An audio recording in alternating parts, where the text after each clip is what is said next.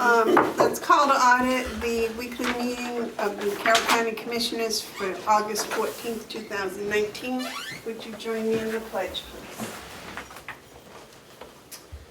I pledge allegiance to the flag of the United States of America and to the republic for which it stands, one nation, under God, indivisible, with liberty and justice for all.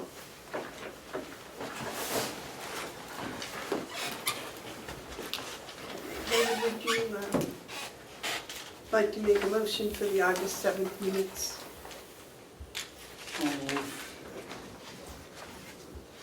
I'll second it. Are there any motions made and seconded to accept the August 7th minutes, August 8th minutes? Are there any additions or corrections? Was August 7th. All right, these are dated August 8th. So I'll just change it to the 7th. That's when the meeting was.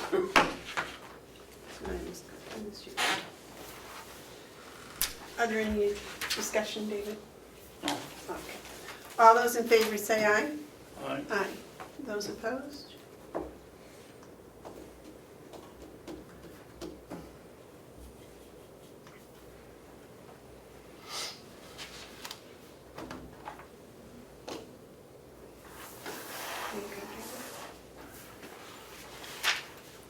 Tim, do you take a note today? Yes.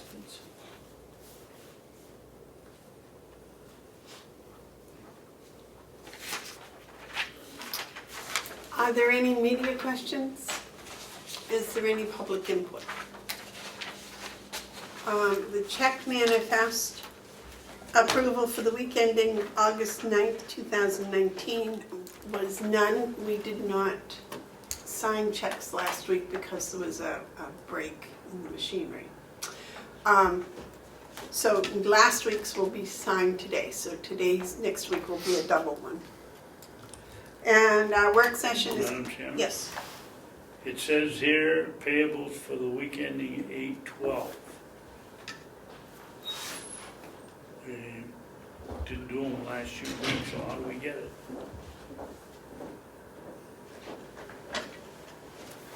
8/12 was Monday. Yeah,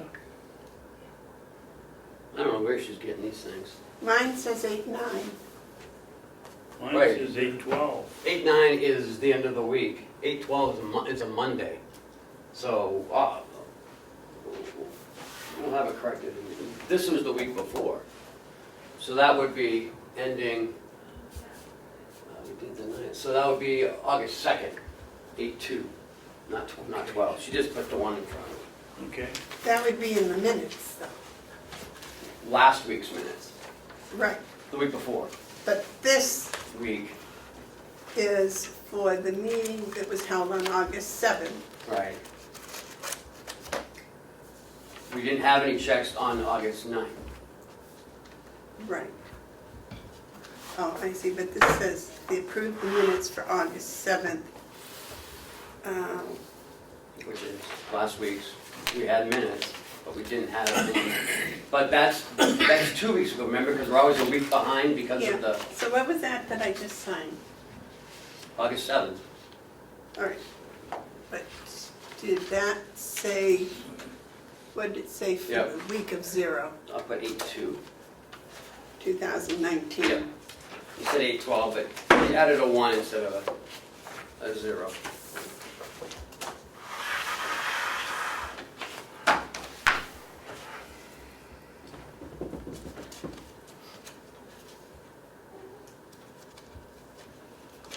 All right, so to straighten mine out here, it should say August 7th. July 31st was our last meeting. So that would be August 2nd is when you sign checks, right? Because last week we didn't have any checks on the 9th. So August 2nd was the one that's in the minutes. Instead of 12, it should say 2, August 2nd. right. But then August 9th, there was nothing. Right. But in the minutes, it says August 12th, It should say August 2nd. She put a 1 in front of the 2. Put a that's 1 all. instead of a 0. Mine says August 9th. No. He's talking about in the body of the minutes. August 9th it was not. But he's talking about what's in the minutes, Amanda. Okay, not my agenda. This. Right. Right here. That should be August 2nd, not 12th.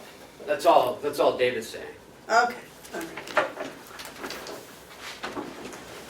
So back to today's agenda. The minutes are all done. Yep, Okay. they're fine.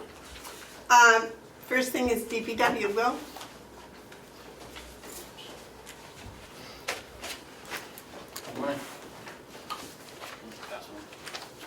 Review, I brought extra copies of literature.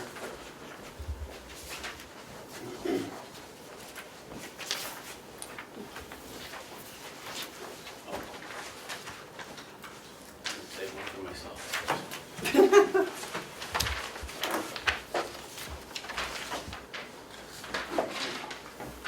That's just a little note for some numbers. Ken asked me to come in today and talk about the hay.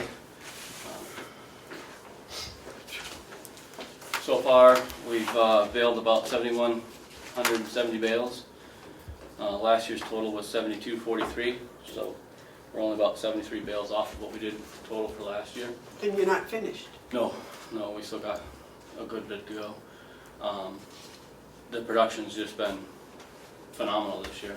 I think a lot of it's got to do with the heavy rains we had this spring, which got us started a little bit later, but has produced a lot. And then we have a lot of fields that we fertilized last year that we hadn't previously did that fertilization program on, and those skyrocketed. A good example is the little field next to the courthouse. We went from 86 bales last year to 288, I think it was, this year. Just a phenomenal difference. So that's why our numbers are up. Even though our numbers are up and it looks good, we've struggled this year as far as I haven't had the help. We had a really good inmate at the beginning of the season. That was great. He was a hard worker.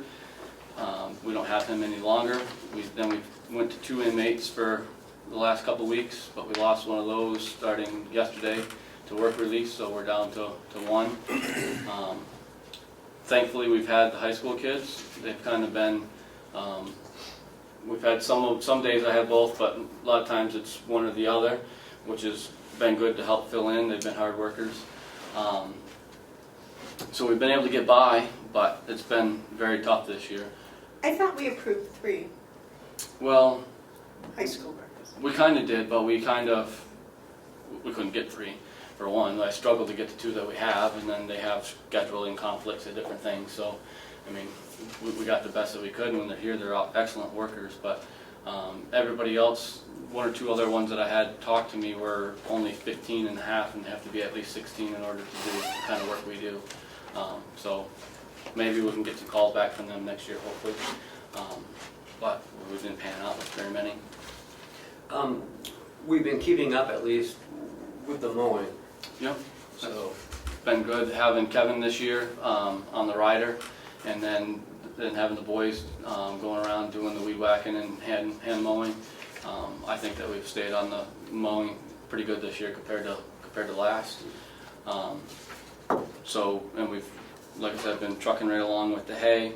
We've had a few water issues here and there, water and sewer issues once in a while that we're addressing along the way. We've done a little bit of wood. I can show you what I've got in my computer there. I put sold so far. We've sold about 1,710 bales. We've actually sold a little bit more than that, but I haven't had it recorded yet. So we're probably around 2,500 bales that we've actually sold. But what I counted yesterday was the 17, and that comes out to around $8,300. And then we've done a little over $3,600 in wood sales this spring. And there should be a little bit more coming in from that, and there's more wood out there to be sold this fall, hopefully. any issues with the machinery this year? Yes, we've had a few issues, nothing too major. We had some problems with the hay wagons a week or 2 ago. We had a couple, 2 or 3 that had some minor problems we had to fix. No big deal there. We had the baler broke down Monday night. I still got some hay out on the field right now that needs to be done. So it's 400 some odd dollars in parts that I'm hoping are going to be in today. We have to go down to Rosencrantz and get those. Usually I have them mailed up, but some of this shaft that we're getting is extremely heavy, and I think it would cost us a lot of money to have it shipped. So I think I'm just going to swing down there on my way home or on the way into work tomorrow morning and grab the parts. What happened?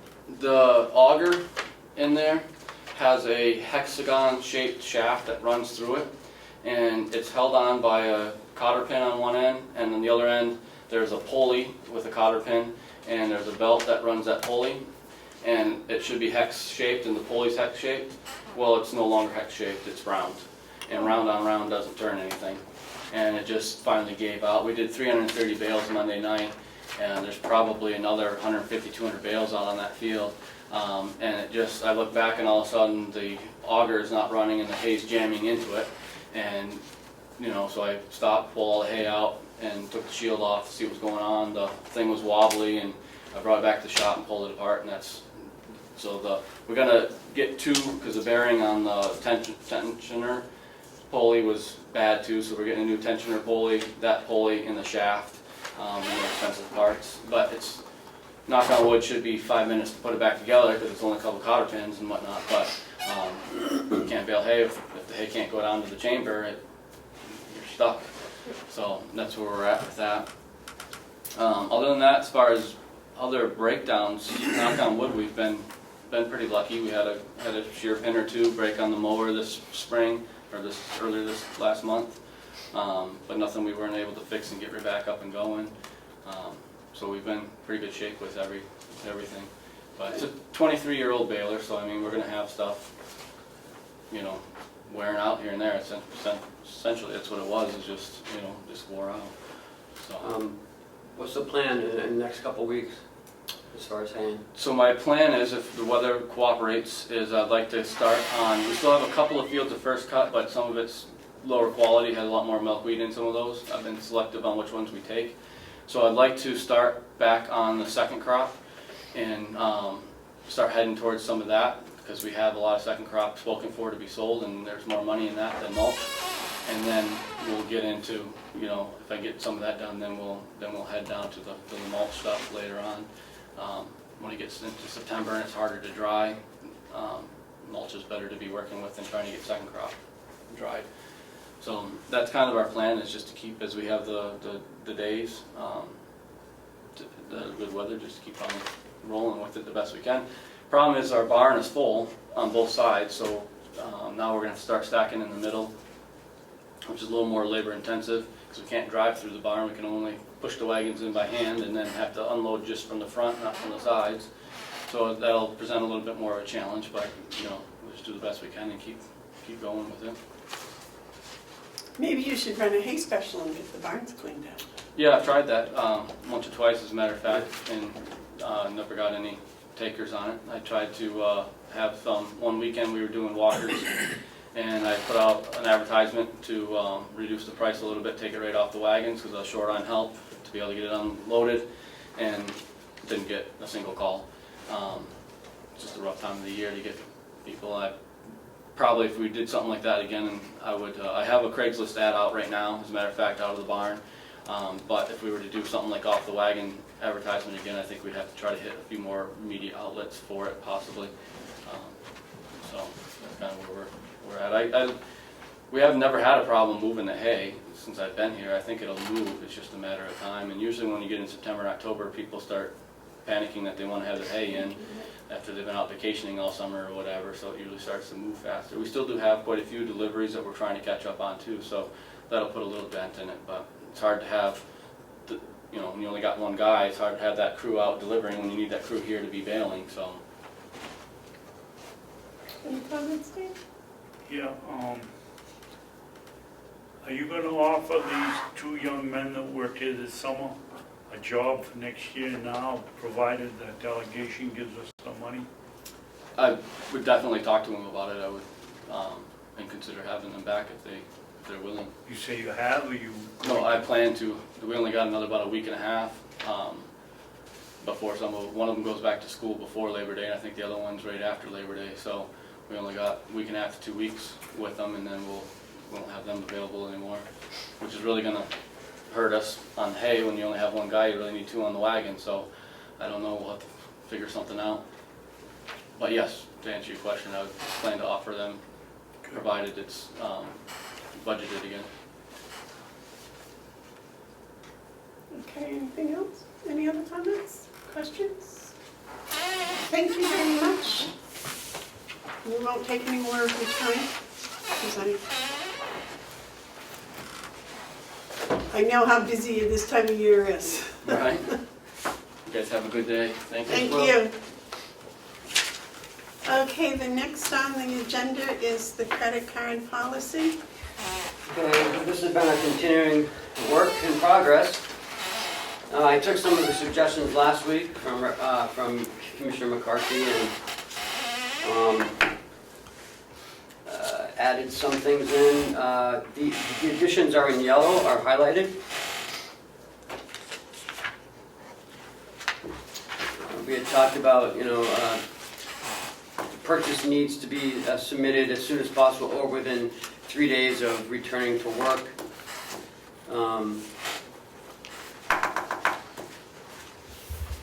On page 3, number 7, added in the pay and chase basis. I forget whose comment that was, but it says that we'll pay the bill and chase down the backup afterwards, so as not to hold up the payment of the bill. Added in some travel, some conference fees, and some training conferences. We had talked about on page 4, prior to scheduling or expending any county funds, any and all trainings or conferences shall be brought to the attention of the county commissioners or before making any arrangements for or leaving on any trainings or conferences. That's what you guys had talked about last week. What? It's just a complicated sentence. Couldn't you put a period after commissioners? Well, I can do whatever you want, but this is what we don't have to even take this. If you want to do something different, that's fine. Madam Chairman, can we start from page 1? Okay, if that's all right. That sounds good to me. All right, Commissioner, on page 1, did you have a comment? Yes. County Administrator, Finance Director, Controller, Administration, as may be appropriate, will make all decisions. I think we should add Board of Commissioners also. Okay. Why don't we just make it the Board of Commissioners? I'm not going to go through everybody just to get a chart. So let's just take myself out and take Kathy out and just put the Board of Commissioners will make all decisions regarding the issuance of individual cards. Well, I could see the commissioners and I can see you, the finance director. If all cards are the same or the process is the same, and we have the okay on one, then we should have the okay on all of them. So we really don't need the finance director and the controller. What we need is you to tell us if there's something inappropriate going on or could be done in a better way, and then us to give the okay to have the card. What do you think of So that? this is talking about issuing additional cards. So Or it's anything. the department head, we had talked about the department getting their own card. Yep, So then they get the card and then they can get sub-cards for any of their employees. right. So That would be. what do you want? I would think that would come under your purview, who gets the card under the department head. And we're just like, as far as I can see, it's just the same as if we're hiring somebody. We just look at the thing and sign it. We should be doing the same thing on the credit card so that you people are covered. Ultimately, it's our responsibility, but I think you should be included. I'm not sure the finance director or the controller. Well, if I'm not here, I mean, she could do it. But the establishment of any additional controls of their use, that probably should be the Board of Commissioners and you, I Yeah. think.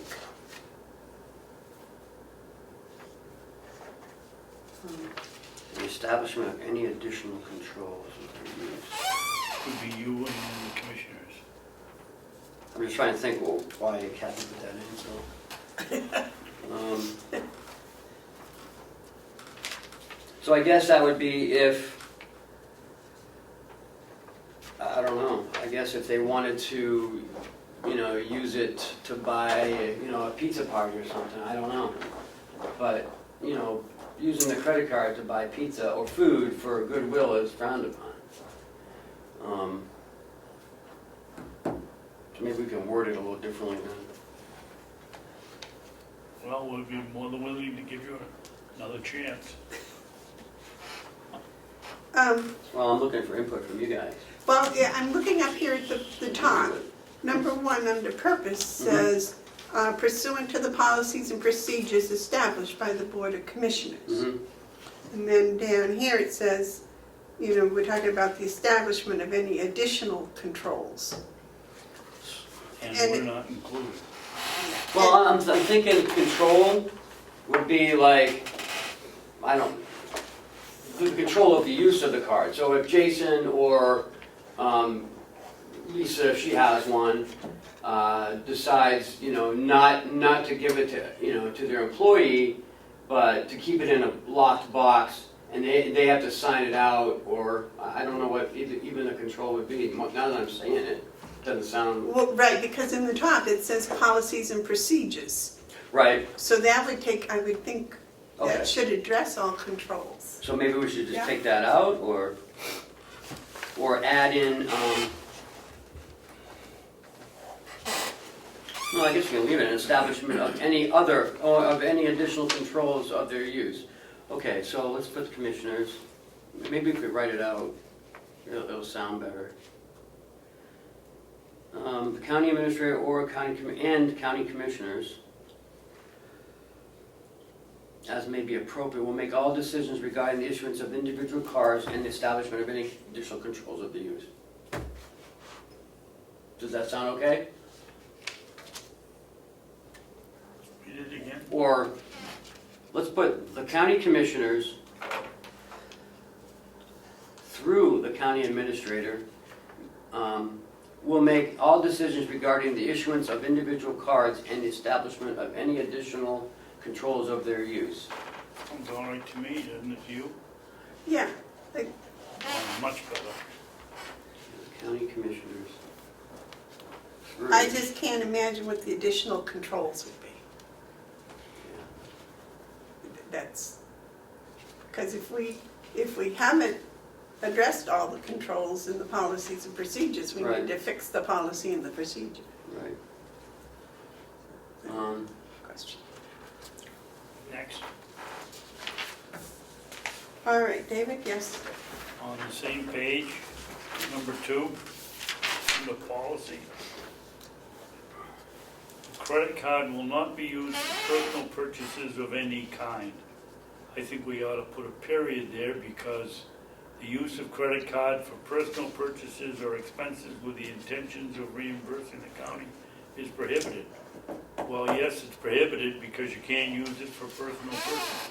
I just want to make that clear, because some people, they say they're, maybe Susan's shopping and she gets something from the nursing home and then she wants to put something on the credit card, because she doesn't want to split it up in the line.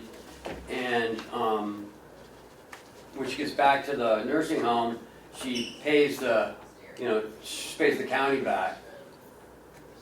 I just want to make it clear that no purchases whatsoever with the intention of paying back the county or not, you can't use the credit card for personal use. But if you guys don't like that, I can take it out. Well, if it's deliberately redundant, then for a purpose, and I mean, that makes a sensible purpose, but It is, David's right, it is redundant, that's for sure. How about if I take out the first sentence and leave the second one in?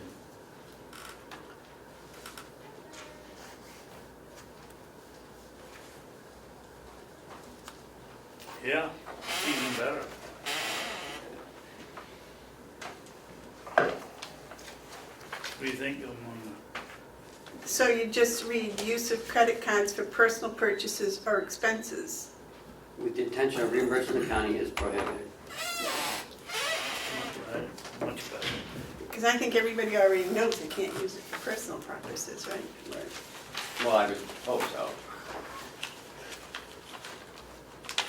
And you added C, county meal policy. Right. Because I have a county meal policy after this. And another one on number 7. Oh, can we go back to number 4? Mhm. Sure. What reimbursable meals also require the names of individuals in attendance and business purpose? Do you mean the people that Right, ate with you? right, Do you purchase the meals for? right. Because you go to a restaurant and you spend $100 and you're getting reimbursement, well, why is it $100 Oh, for I one got person? you. Okay, so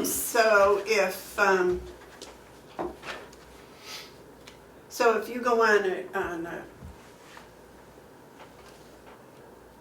you go on a trip for county business and your wife goes with you and you have lunch, yours is covered, hers isn't.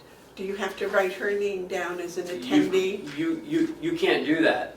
In this policy, No, you'll see what as in attendance. No, So that's what I was thinking. no, Why would you want to write out everybody in attendance? because if you're spending $100, one person, what's it for? How many people are there?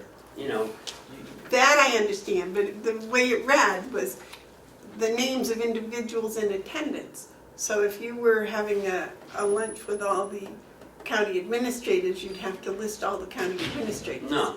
That's what that sentence says. But what you want to say is, The names of but, people that were paid for. yeah,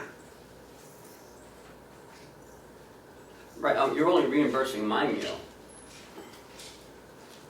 well, that's why I'm wondering why you have to list all the names of the individuals in attendance. That's what it said in the policy that we took it from, so. Oh. You should only have to report who you're paying the meal for. Because it says meals to promote Jason has a question. goodwill or boost morale are not considered. Yes, Jason? I think that's what, if I'm understanding correctly, that's exactly what it said. It was who's in attendance you're paying for. So, county employees.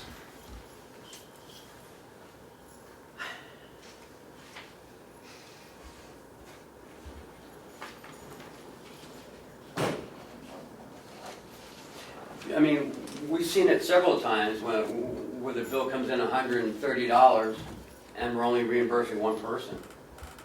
I mean, You know, that should be. so what makes up with $100? Jim? Yes, I understand what you're asking. I understand what it says. I'm trying to think how to say it together. Yes, David? Ken brings up a good point. We have had 130 and then the note says divide it in half. That shouldn't be, Right. Well, if you go further on this, that is, you can't do that any longer. where did it say that? I've read this about 5 times. Once we get into I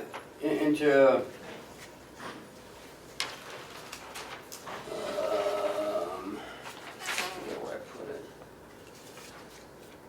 Oh, it's in the meals. It's in the meals while traveling, I believe. Under travel here, it says reimbursements for lodging, meals, tickets, conferences, No. travel, other activities shall only be for employee expenses Right. and not include spouses or non-county personnel expenses on the expense receipt submitted for reimbursement. Right, and it's also on the meal policy as well. So let's get back to the other one. This,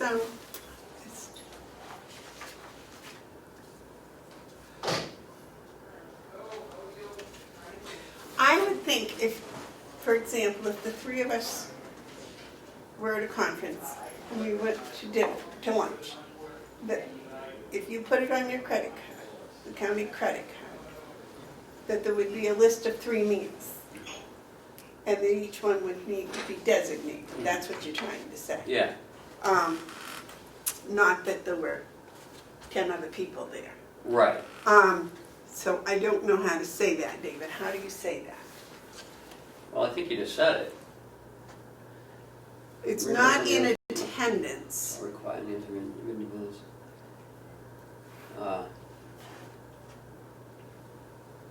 Names of individuals fed. I don't know. Names of individuals, yeah, in attendance, I don't, Names of individuals for whom the meal is paid and the business purposes. Individuals for And the whom business purpose. meal was paid. Okay, that sounds better. so what do you say now?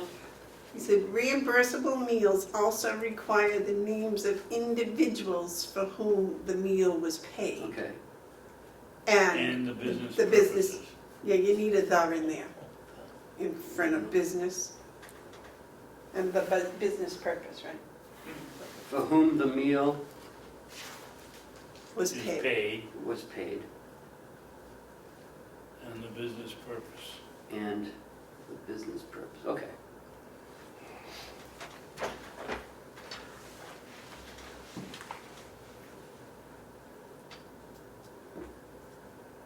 Okay. You got anything more on that page? Because I do, but go ahead. I don't use credit cards that have incentives, but in number 7, Mhm. do we have credit cards that have incentives? Not yet, but in the performance audit, it suggests that that's what we get. What kind of incentives? Like you get 3% cash back, or you get, miles for trips or stuff like that. I mean, so this would be for me to bring to you saying, look, we've got 30,000 miles here, because, the registered deeds went on a trip and so did the nursing home, and we have 300,000 miles on our cards. What do you want to use it for? Do you want to keep it and, use it on the next trip somebody's going out on, or the department head just can't keep, the Because it's- $50 cash gas card or something. Because that's actually county income. Right, well, it's like a token if we get free tickets or something. But it's income of the sort, isn't it? I think that sentence should read the second sentence in number 7. The county commissioners through the county administrator will determine the use of such incentive program benefits. Okay.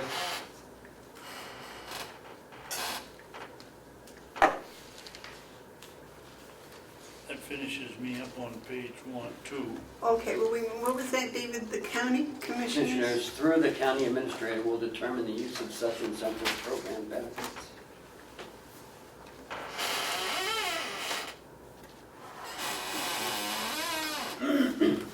Are those incentives connected to the card itself? Yes. Well, it's connected to the amount of money spent, really. I didn't have, okay, David, go ahead. Page Well, that 3? would be- To the last page. Page 3? Don't have any.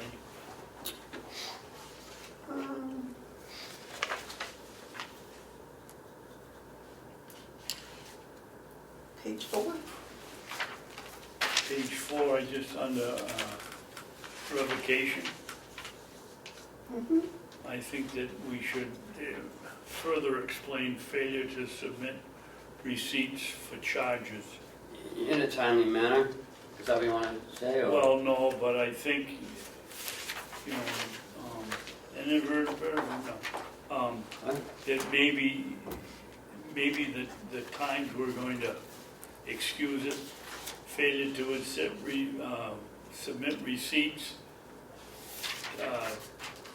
twice, 3 times, without excused reasons would be cause for Well, revocation. number 3 is second time the monthly Carroll statement is submitted to finance with less than 10 days before the payment due and interest penalties are assessed by the bank. Well, that's not the same thing as not Okay, turning so- in your receipts. I just think we should be a little lenient, because if you go on a trip, you could get 25 receipts and lose 2 or 3, and we haven't given anybody any room for that. Well, didn't we just I thought I have a addressed that. thing in here about we were gonna pay the bill, Right. so we we're gonna didn't pay have and chase. interest? Yeah, We're gonna pay and But- chase. Pay and But that's different, that's if you get something that you're issuing credit, you think you should get a credit, you pay it and Right. then go after it. Yeah, if you don't turn in receipts, we're gonna pay it anyways, but, You're not gonna give the mail back. we have a lost one, David, in number 6. That's the credit card Yeah. receipt, I'm sorry.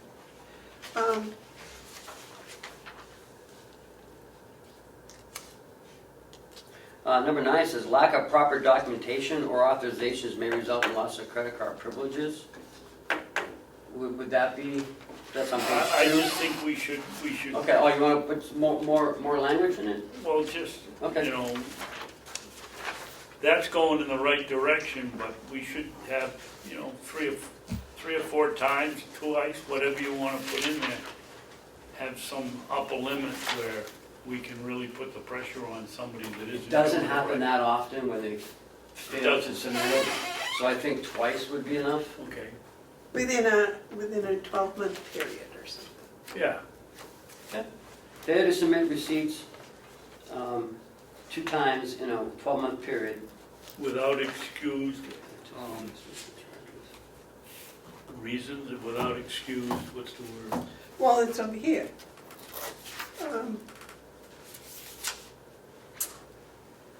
Submit receipts for charges twice in 12 months without, 12 one calendar year. You don't want to start counting in March and go to March for one employee and June for another. On number 5, on page 3, isn't that what you're saying?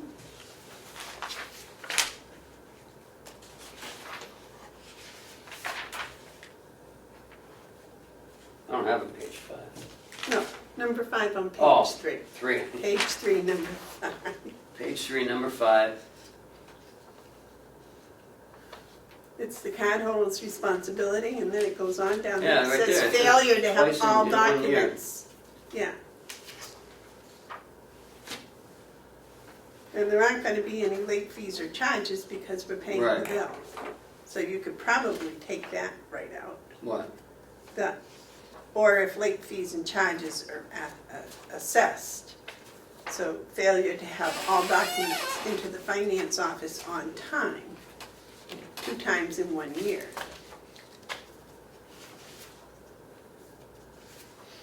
I don't think you need a period there. Failure Okay, to- so you want me to take out the department that has not submitted the information will be responsible for the interest and late fees? You want me to take that out? Right, because we're not gonna have any more of Okay, those. so take that out. Then failure to have all documents into the finance office on time to a department 2 times in 1 year, the county commissioners shall revoke credit card privileges to that department. Okay, so take out or if the late fees and charges are assessed, Right, take that out. Okay, then you'll have to fix that. Failure to have all documents into the finance office on time. You don't need to a department, 2 times in 1 year. Then the commissioners, I think maybe may rather than shall. Or will, which is better, will, shall, may? May. May. revoke credit privileges to the department.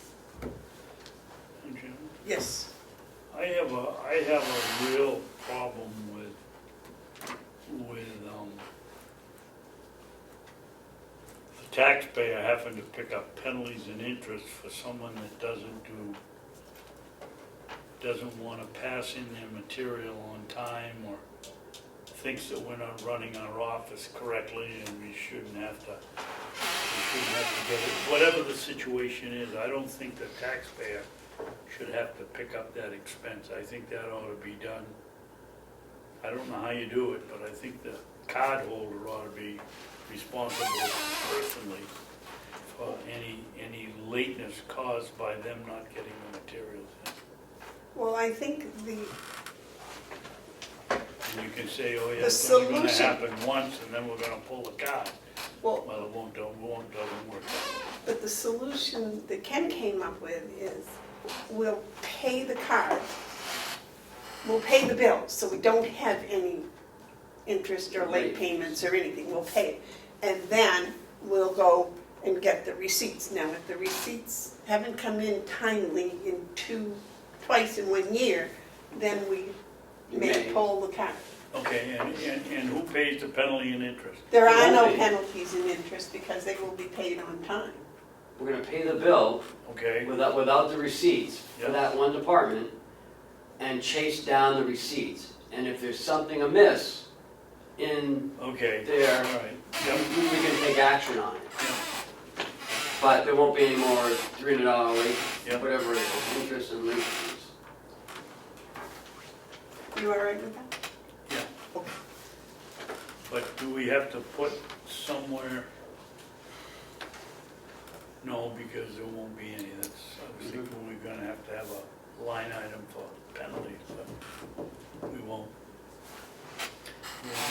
Hopefully we won't need. Okay, so I changed that to may. I took those 2 sentences out and I'll fix that. That wording on 3. David, did you have anything else on 4? No, Because I have one on 4, and that is at the very top. Mhm. Prior to scheduling or expending any county funds, any and all trainings or conferences shall be brought to the attention of the county commissioners. I think we can put a period there, and I don't know what the next phrase was. that's funny, I didn't notice it, but I had that crossed out too. Oh. So, you're right. Or before making any arrangements for or leaving on any trainings or conferences. So prior to scheduling or expending is the same as before leaving.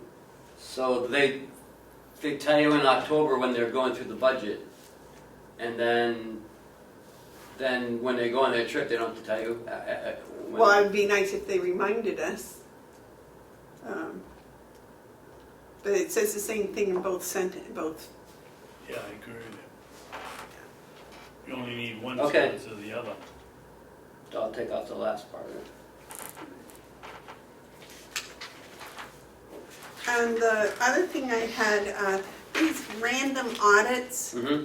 will be conducted for both card activity and receipt retention, as well as statement review by the finance department. Mm-hmm. Doesn't our auditors do that at the end of the year anyways? Not on all of them. They'll just pick a Random random audit. one, right? But On one card. our finance department reviews it every single Right, month. yep. So I'm not sure we need to ask them to make random audits too. Well, what we just take random, but audits will be conducted for both card activity and receipt retention. Because we do look at that every month. Right, well, but that's not an audit, that's just part of their normal daily operation, right? When the credit card comes in, you check your receipts against it and then you post it. So I would think that would be a normal It is. procedure, whereas what the auditing firm does is random, right? Yes, Because the other isn't random, they do it with every Right. single purchase. yeah. David? I just want to let people know that that's what we do.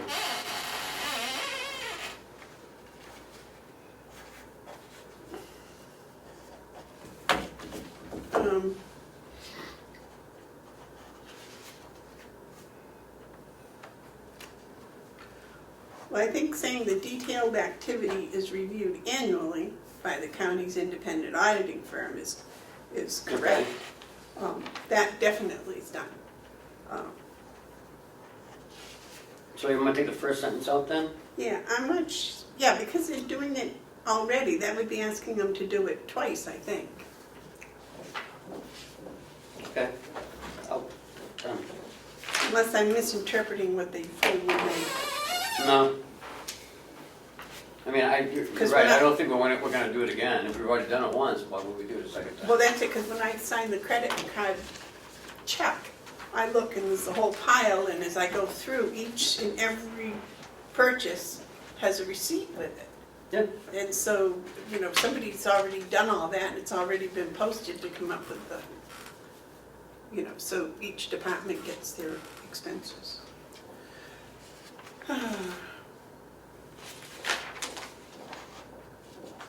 What are prudential affairs?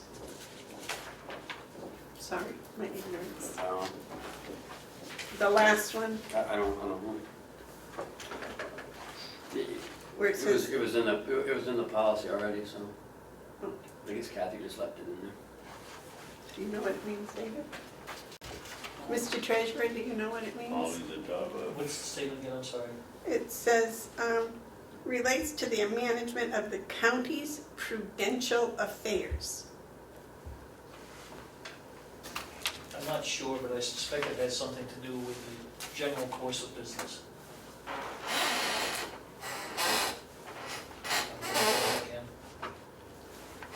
I don't know. Well, you're going to rewrite this for us for next week? Yeah, I'm not gonna like that. Okay. Would you kind of just, Prudential affairs.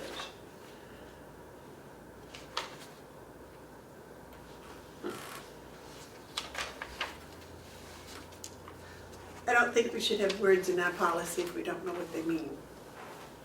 Would you like me to read the definition? It involves or shows the care and forethought, especially in business. Read that again louder, please, Ed. It involves or shows care and forethought, especially in business. Which is why I made my statement, Madam Chair, I believe that has to do with the general course of business, so. It's part of the RSA, in New Hampshire anyways. A fundamental principle in both the United States Constitution and the New Hampshire Constitution is the separation of powers among different branches of government. In designing municipal government, the New Hampshire legislature has evidently kept separation of powers firmly in mind. In towns, powers are apportioned among the town meeting and along with the boards and individual officials charged with certain duties. Among board and officials, the Board of Selectmen or County Commissioners, of course, has unique statutory powers to administer the operations of the town, including the authority to manage the prudential affairs of the town. So, I guess you throw all that in together, and that's what you get. Can't we just say county's affairs? Sure.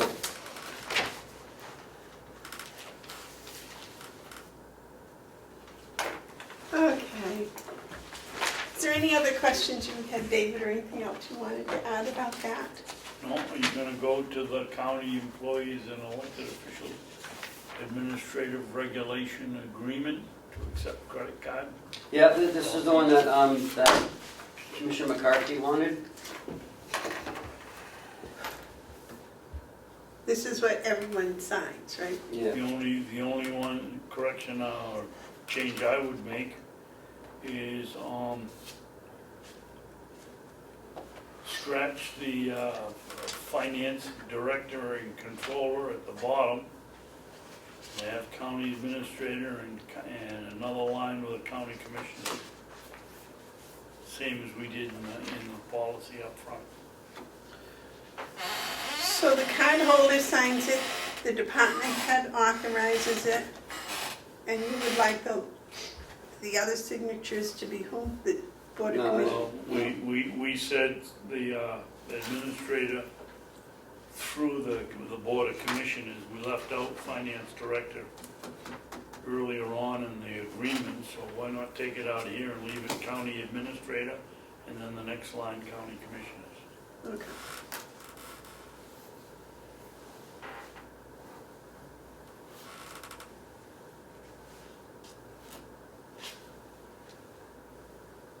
You want one county commissioner?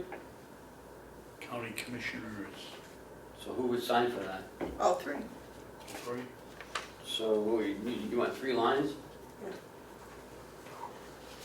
Because we want to impress upon the employee that this is a pretty important privilege. They're being given their own credit card.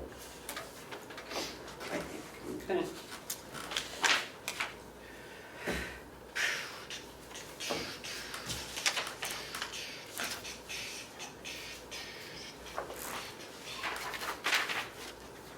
All set with that, Dave? Yep. All right. The next on the agenda is the travel policy. And I think this was, It's actually meals while traveling, it's the meal policy. so it's a separate policy, right? Meals policy. We don't do anything with meals unless we're traveling, right? Right. So I looked at the state, I looked at the federal governments, and I looked at a couple other ones, local, and I came to a conclusion that $50 a day is probably a pretty good rate. The federal one had it at $58. So I just trimmed it back to 50. I thought, you know, $35 was a lot for dinner, but. So this is about people going out to trainings or going, you know, traveling. And we decided that the meal expenses may be paid out prior to the trip for the employee's convenience. No receipts for the meals are required if payment is received prior to travel. No reimbursement for meals shall be reimbursed at a higher amount than what is stipulated below. Expenses for snacks in between meals or tips for service shall not be reimbursable. So this is an all-inclusive $50 a day rate. $50 whether you use it or not. Yeah, that's up to you. Well, I mean, if you're out, if you're the person traveling and you want to have a skip dinner, you can put $25 in your pocket. Or you can save, you know, not eat lunch, eat a big breakfast and Right. spend a little more for dinner. However you want to do it, we don't care. Or you can buy snacks the whole time. And there's no accounting problems attached to Jason sending somebody away for 6 days and we're gonna pay him $300 and we don't have to, Nope. there's nothing. I think that's a really good idea. I did put though on the first day and last day of travel, the meal expense shall be reduced to 50% if travel is initiated after 12 noon or concludes before 4 p.m. You know, if your flight comes in at 3 o'clock, you know, or 2 o'clock, I'm not gonna pay you $25 or something. Right. So, or if your flight leaves at 11 a.m., we're not gonna pay breakfast. So you're only gonna get such and such on the first and Why, last if it day. leaves at 11, why wouldn't you pay for breakfast? I think you got it backwards. No, you would pay for lunch, not breakfast. You haven't left yet. Why are we paying you for breakfast? Because you're still there. Oh, you mean going, Right, coming back? right. Well, maybe That's what I said. Maybe that's a problem. On the first and last day of travel. Well, I said, if the travel is initiated after 12 noon or concludes Oh, before 4 p.m. first or last last day, day. yes, you do. And that includes, that's the time you leave home. No, that's when the flight leaves. Well, it's an hour-and-a-half trip to any airport from around here. You know, we don't have to pay you breakfast because you're not on the trip. We're only gonna pay you while you're on the trip. I looked at a lot of travel policies and most of the big organizations and the colleges, that's the way they do it. So I think that's the way we should do it, you know? Reimbursement for lodging, meals, tickets, conferences, travel, and other activities shall only be for the employee's expenses and shall not include spouses or non-county personnel expenses on the expense receipts submitted for reimbursement. Meals included in the conference registration fee may not be submitted for reimbursement under this rule. So if you're going to a conference and all the meals are included, don't expect, $50 a day, because you're not gonna get it. Well, and that's why we need to have prior notice that where they're going and what they're gonna do, which was in the credit card policy. So that makes sense. Now, I have a real question on the whole first paragraph. Mhm.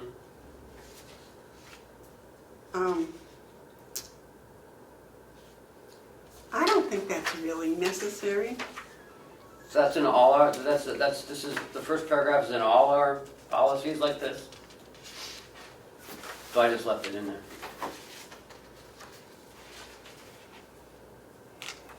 No, all these policies that have this type of heading on it. If you want me to take it off, I will. Well, If you don't want it, I'll take it off. what do you think, David? It just seems like it's kind of, I have it in parentheses to take out. Okay, it's out. I mean, that should be a given. The county is committed to the highest standards of moral and ethical behavior. Yeah, but a lot of times it's not a given. We've had examples where it hasn't worked out that way, but we've taken care of that. I think it's just a good introduction, but if you guys don't like it, that's fine. well, it's like, it sounds like this policy was written because somebody didn't have those high standards. But that may be the reason.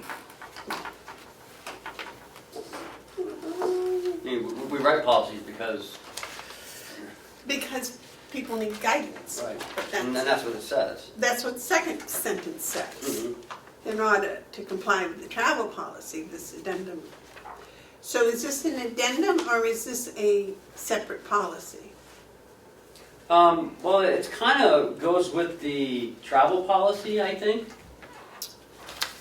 And it's also attached to the credit card policy, so it's kind of, they're all kind of one, I guess, So, but they're individual.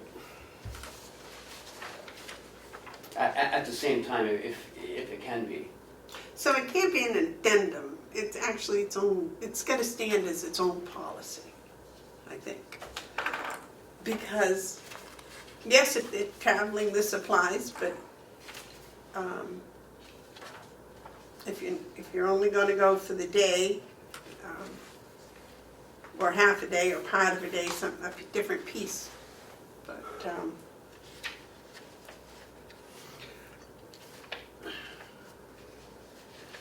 now, this doesn't address if you're going to an all-day meeting and you have to buy lunch. Even though I know if you go anywhere, well, for example, if we come here for an all-day budget meeting, Mm-hmm. and we have to buy lunch. Is that reimbursable? No. No, the nursing homes just take it over. Well, yeah, but we don't pay for it. So, what if we had an all-day meeting at Hales? Because I suppose that is travel, isn't it? Anytime we move from here to go anywhere, it's travel. David, you got a comment? Yep. When you were teaching school and you ate lunch at noontime, did the school department pay for your lunch? No. Well, then why would we be paying for lunch? Well, I was trying to think of a place where we'd be at a conference or something all day and we had to purchase lunch. You don't have to purchase lunch. Well, Most meetings that I go to, they'll either have lunch, if it's an all day, they usually have lunch. Included in the price of the function. So I guess it is all travel. It's all traveling. That's why I was just trying to see whether this should be a policy all its own or if it should be an addendum to the travel policy, even though it's referenced in the credit card policy. It's just semantics. But, Okay. yeah, I'm still not happy with the last paragraph. Reimbursements for lodging, meals, tickets, conference, travel, or other activities will only be for employee expenses and shall not include spouses or non-county personal expenses on the expense receipt submitted for reimbursement. I don't think that makes clear that we're not going to get one bill for $50 and say, okay, split the bill. When the non-employee might have bought a $35 lunch and the employee bought a $15 lunch. I would say that submit for reimbursement, this includes splitting the bill for any of the above. Well, it said, it shall only be for employee expenses and shall not include spouses or non-county personnel expenses. I mean, it's the same thing. I don't know, maybe, okay, well, this is rules for meals, so why are we even talking about lodging or conferences or travel or any of that? well, because it's a meals while traveling. But it's only about the meals. Mhm. Do we have something for reimbursement for the lodging and other things? That's under the credit card.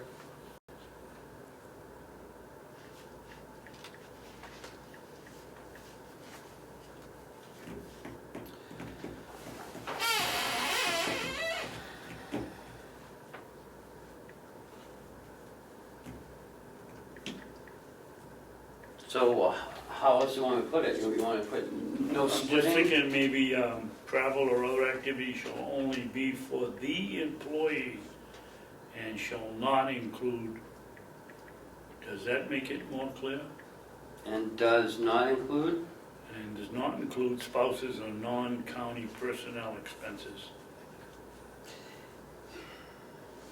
And the rest of the sentence. Maybe you should put in there that there should be a separate receipt for the employee's expenses. Because it's not that hard to get two different receipts, right? Well, that's what this is saying, though. I mean, we're only looking for the employee's expenses, not anybody else. We don't care about anybody else's We expenses. don't care about whatever. It should be on a separate, so maybe I could put on, it should be on a separate Receipt, receipt. because, Employees so who if do bring you, spouses, you know, it's gotta be a split receipt. a separate receipt for employees. Yes. Yep. How's that? So if I word it like that, So where do we put it? I think that's good. shall only be for, shall only be for the employee expenses. And I'm gonna take, I need a separate receipt. right, for employees' expenses, and shall not include spouses and non-county personnel expenses on the expense receipt submitted for reimbursement. All submittals shall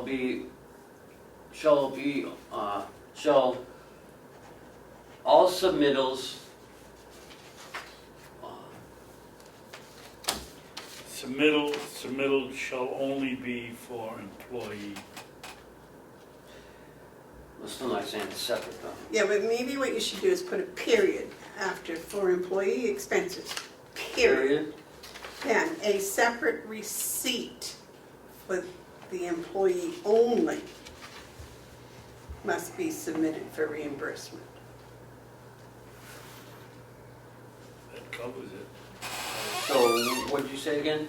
Okay, put a period Yeah, after employee I got that. expenses, and then a separate receipt for employee only needs to be submitted for reimbursement. Or how about the separate receipt for employees will be the only one paid or reimbursed Or accepted. or accepted or something like A that. separate receipt for the employee. Only.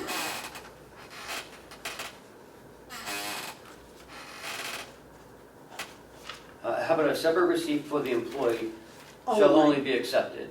Yeah, For the employee only. The employee only shall be accepted. accepted, yep. That takes care of it.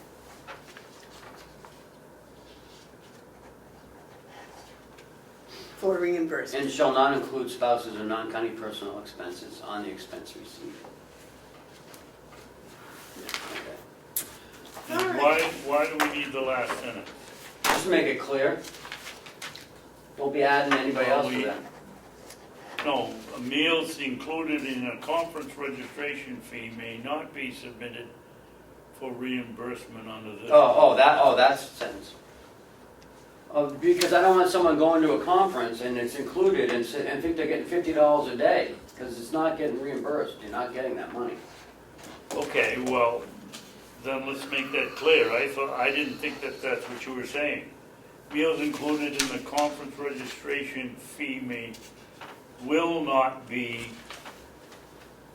reimbursed under this travel policy. That's what you meant, right? Yeah. I didn't read it that way, Ken. Meals included in a conference registration fee will not be Considered for reimbursement. considered.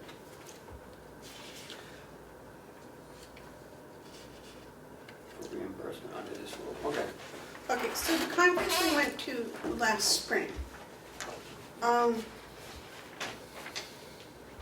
first dinner was not included in the conference. The next 3 meals were included, Mhm. and then the last day, breakfast and lunch was included.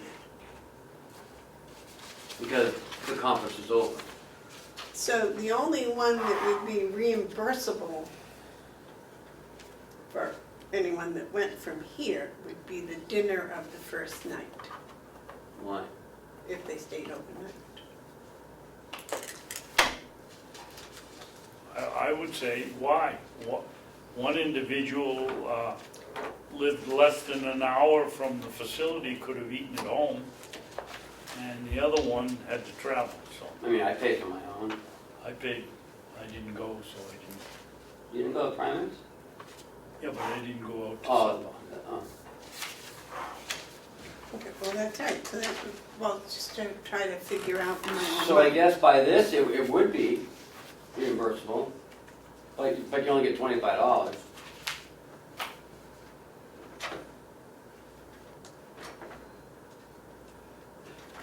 So you get no, you get $25 or less, depending upon. No, you get $25, because you get $25 for dinner. Okay. Only if you got it ahead of time. What? Only if you have the money ahead of time, otherwise you'd be reimbursable, right? No, you reimbursed for $25. You can't get anything more than that. No, but I think what the commissioner was saying was, if, say the meal was only $15, that's all you get back, $15, not $25, unless you got it ahead of time. That's not what the policy says, but Okay. What are you saying, Jason? Do you, that's not what the policy says, though. so would you automatically get $25? Policy says, I would assume that they got there after 12 o'clock, so that they're only getting supper. All right.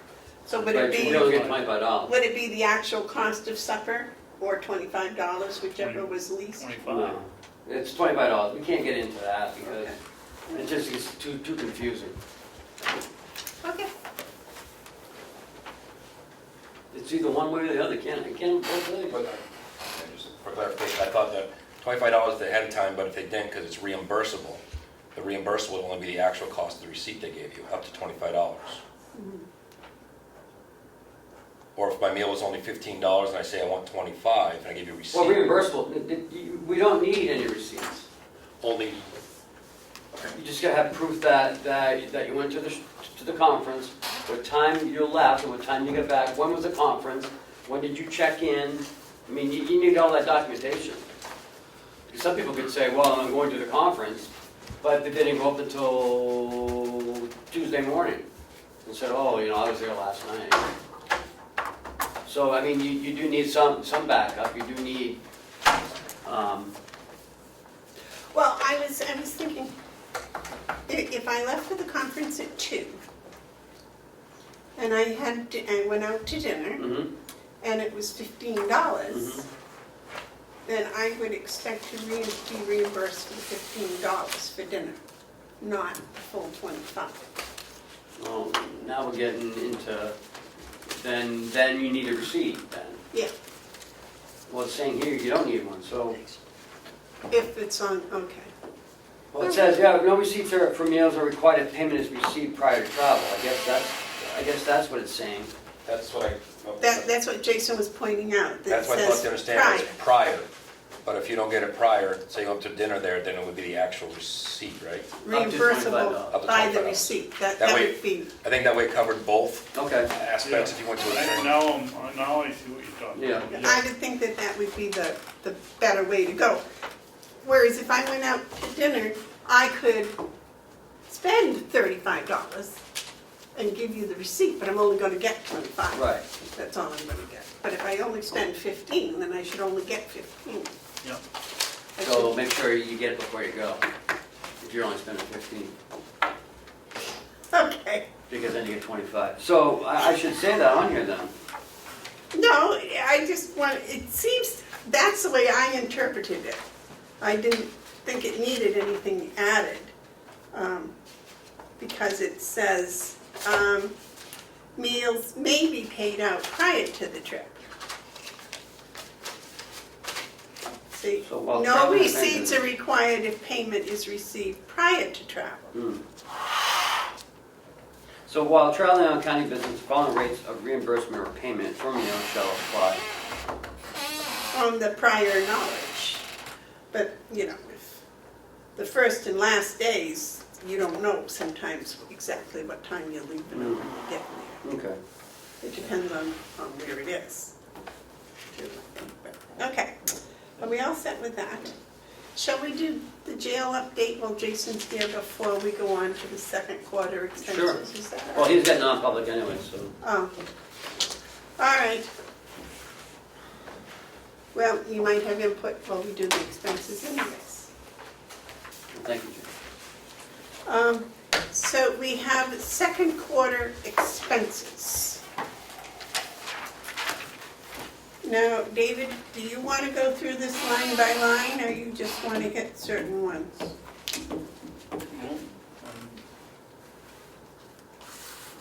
Well, let me point out a couple of things first.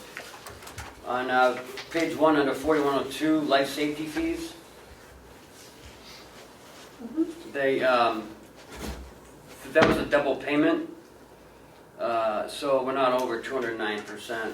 We're getting half of it back. Bob got 2 bills, but he paid one that wasn't an invoice, it was a statement. So that was his error. We're getting credit back on the 28th, so that's when we're getting it. And what one was that? 41? 15. No, 021, 029, 4102, 029. See what it says, 200, 4101, 4102, 029, life safety fees. oh, okay, way down, I got Yeah. you. Yep. So that'll be coming back.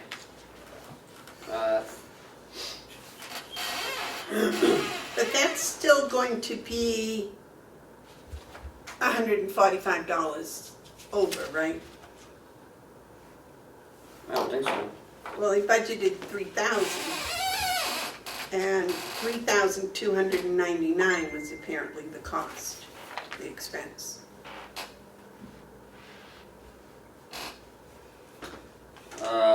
Oh, he added another user, that's why it's $149 over. So, we'll be looking for a transfer on that. Right, okay. Also, we're looking for a transfer on, in the commissioner's line, under 070. Because Commissioner McCarthy comes to a lot of the meetings, I need to transfer about another $900. I did the calculation out over the next 5 months, and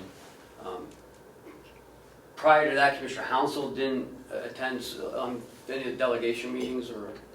Why is that on the salaries and not travel? It is under term. No, I said it's under travel.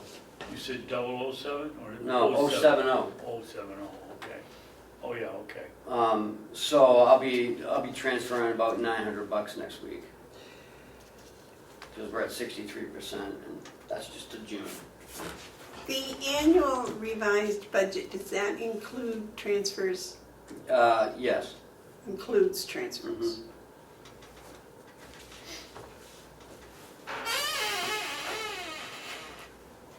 Up and down, both ways? Yeah. Okay. Now, this new line encumbered, Hmm? we haven't had that before, have we? The encumbered column? Yeah. Oh yeah, that's always been there. This report's the same. Nothing's been changed. It's the same report.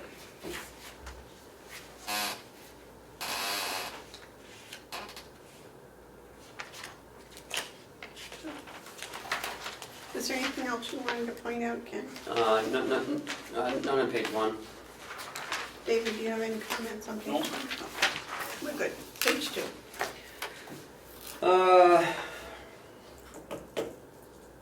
Dues, license, and subscriptions to the county attorney. She's at 100%. We did do a line item transfer, just because some of her fees went up. And she got another attorney, I believe is what she said. But, you know, she's done for the year on that line anyways. Everything else looks pretty good. Do you have any questions on that page, No. David? Page 3. You'll notice today there's a co-file bill for $165,000, I think, and that's the register deeds. That's for the book resurfacing. So she had $300,000. So it looks like she's just about expended. With today. Yeah. Okay. Yeah. That was for the archival register. Yes, yes.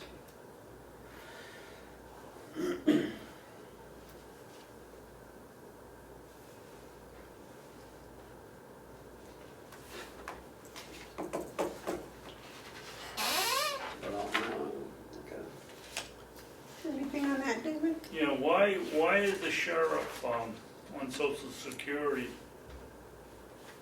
It isn't a lot of money, but why is he out of whack? We had looked at that over the budget during our budget negotiations, and I believe it was a miscalculation. Okay. So we are watching that. But that includes that's the women in the office. Whoever's not in Group 2, they pay into Social Security. But anyone in Group 2, they don't pay into Social Security. So there's not a lot. Dispatchers? Dispatch is a Group 1, but that's under dispatch.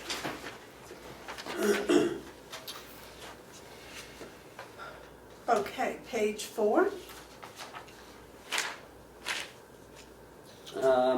Dispatch overtime, I've been talking to the sheriff about that. He's gonna have to make a transfer at some point.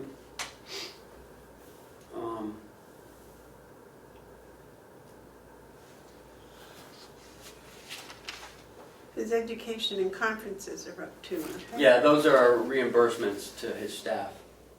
You know, he gives them if they're going for an associate's or a bachelor's, or if they take a class. So that's probably what he paid out for second semester. Yes. Okay, Joe? Just if I could come back to page 3 on the sheriff's overtime, that one looks like it's, Yeah. is that another one? Yeah. Yeah, okay, so they're both together, okay. Both of them. Not together, but I know it's, Yep. got Yeah. it, thank you.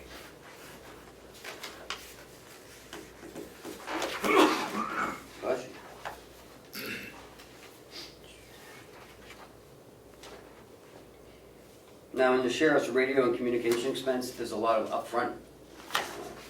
Well, And some of that isn't, some of it comes out of the grant and some of it doesn't. For this is his normal operating expenses, his, his yearly leases, he pays them at the beginning of the year. So they'll be upfront in the first part of the budget, but they'll even out as we go through.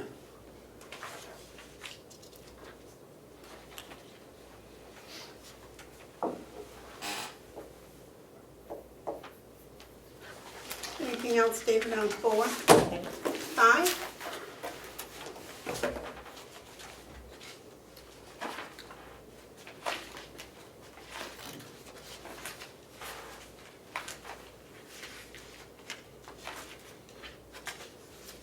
And I expect on 5 that purchase and resale, the one that's at 100%, that was for the hay wagons, Yes. right? Hay wagon and, oh, no. There were 2 hay. Yeah, I'm thinking of the new equipment.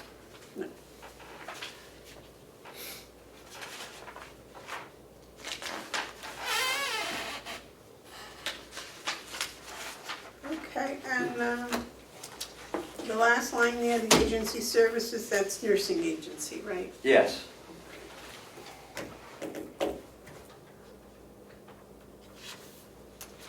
Anything on page 5, David?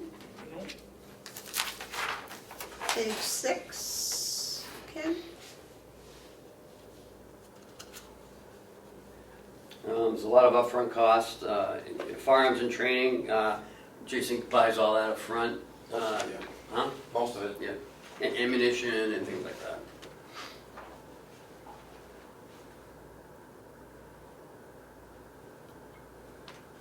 Just in here, the maintenance and building repair, is that for the roof?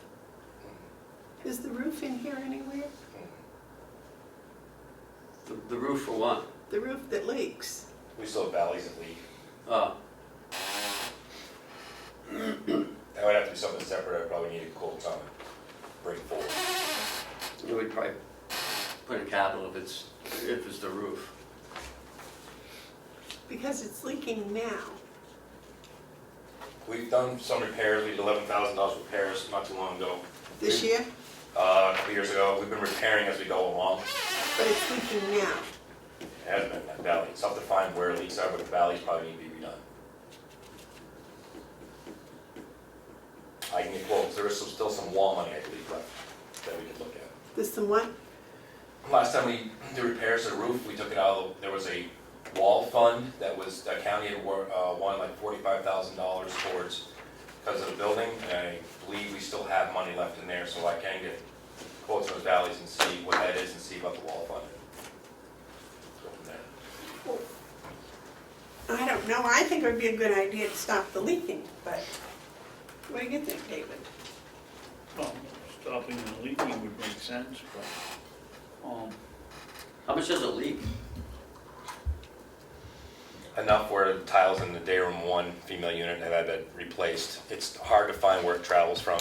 Joe thinks it's from the valleys because with the expanding contraction that's up there, with the snow and ice, it's most likely in there. We replaced the front part of the roof not long ago because the metal was overlapped the wrong way and they used the wrong screws. So that was $11,000 we replaced over there, fixed some of that, but there are still some valleys that we think are the places that are leaking.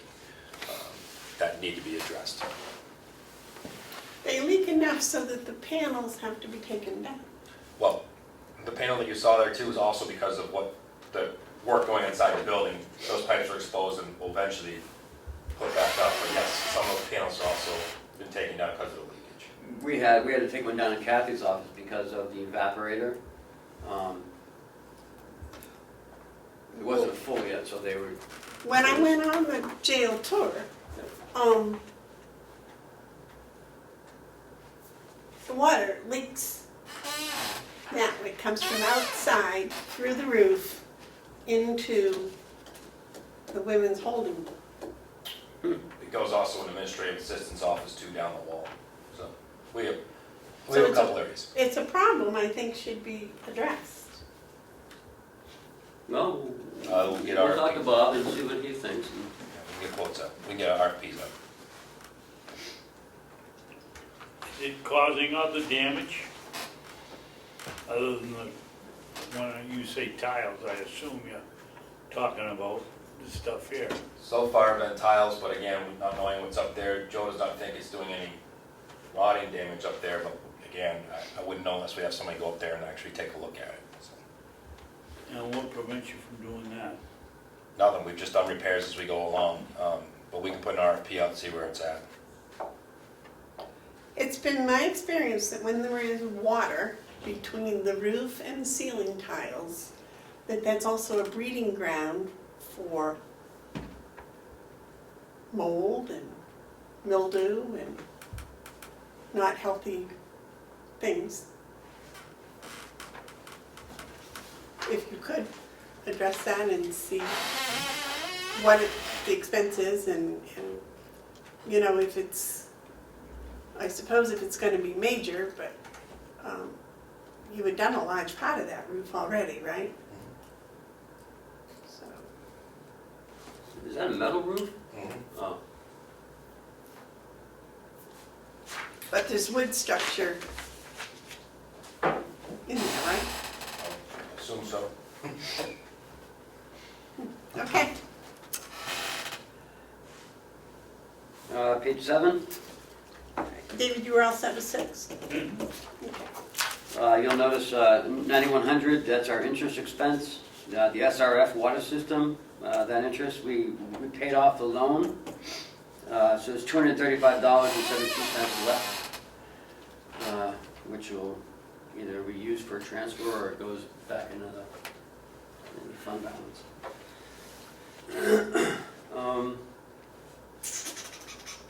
How about county convention? Where does the secretary's salary show up if it isn't here? Says delegation coordinator, that's it. Oh, wait a minute. Okay, Remember, she's a outside outside vendor. vendor, you know. When did you get a ruling on that? About 2 months ago. And I sent it to you guys told me to send it to delegation chairman. Right, but I thought that said that she wasn't. Yeah, And now you say she is. So my question is, when was that decision made that she is that she is what? a delegation, an outside vendor, independent contractor? They decided that, and I sent the ruling over to her, but I don't know if anything's been done yet or not. Okay, Well, so, we're paying her differently if she's an independent contractor than we are Right, if she's an employee. So we had taken out Social Security and everything, or not? no, no, she's an independent contractor. She's an independent contractor. Payroll. Well, currently, until the delegation tells us otherwise, I mean, we can't move any money into the, look, we've already sent it to them. If they want to do anything about it, I don't know what Okay. you want to do. But I did what I was told, and I think I CC'd you on it too. right, did you ever hear back from?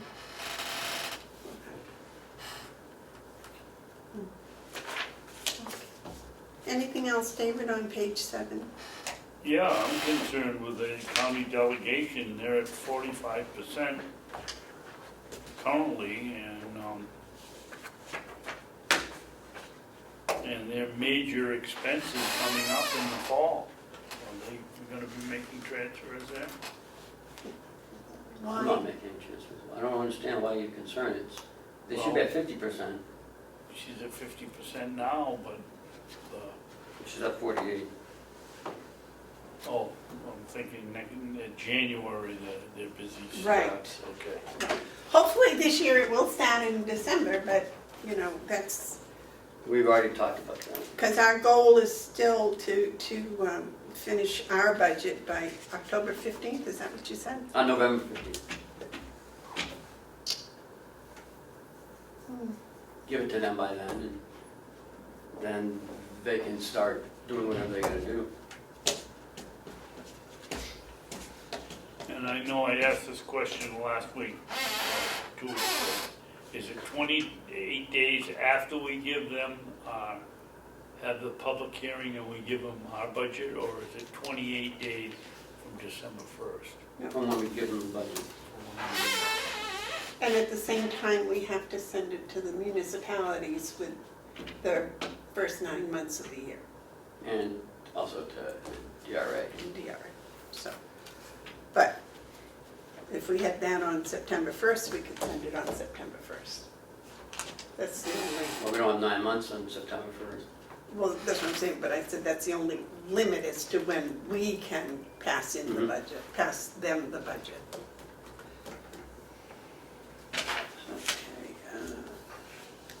Okay, 8. Under capital, the sheriff's at 98 and 96%. He purchased his 3 vehicles. So there's $2,800 still sitting in that account, which he can use to put towards his overtime.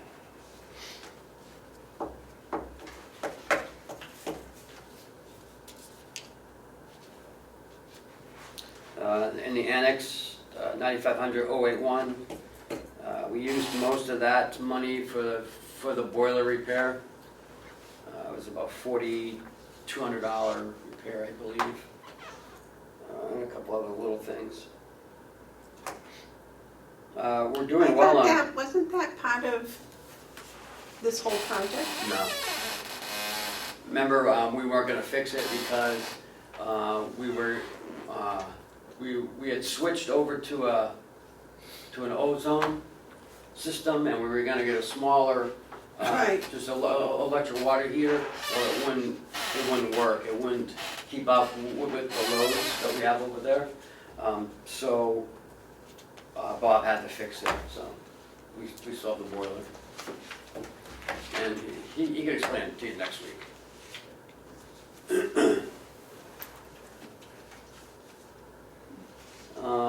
Grants. All looking good.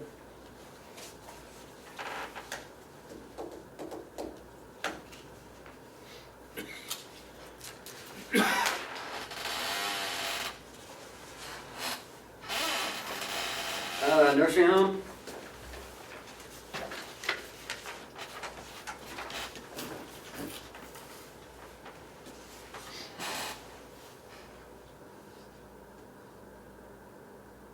How we came to you with a request to transfer for overtime, but that was in July, so it won't be in this budget.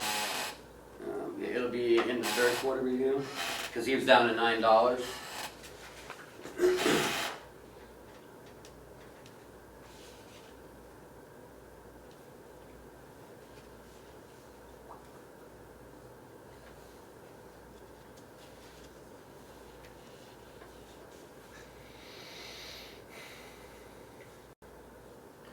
And he was over with the nursing department? Yeah, we had done a transfer in July, if you remember.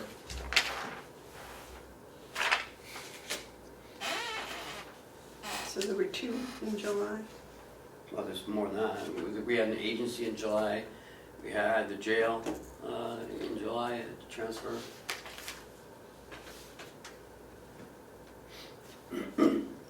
And they were all in July, so they don't show up here? Right.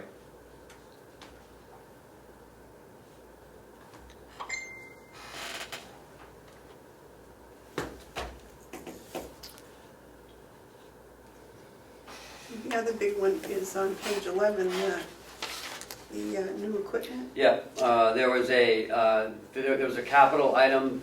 Bob charged it to his budget instead of capital, so Kathy got to take that out. It's $1,600. What was that for? Janitor's carts. He bought 3 of them. And he put those under capital? No, he put them under new equipment instead of capital. It should be coming out of capital. So Kathy has to take the $1,700 out of new equipment and do a journal entry into capital. So that'll go down by almost $1,700.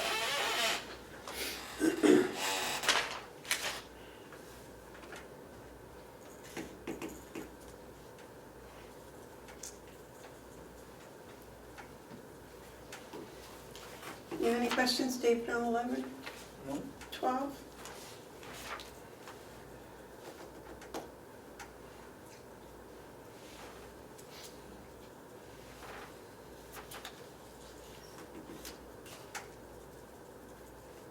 Is occupational therapy reimbursable? Yeah, we have a revenue piece to this, so the more we spend, the more revenue we get. So, or the more revenue we get, the more we have to spend. So it's an offsetting account in the revenue side. So we don't do any transfers in that? None on those, no. As long as the revenue's over, the delegation has never done it. That's it.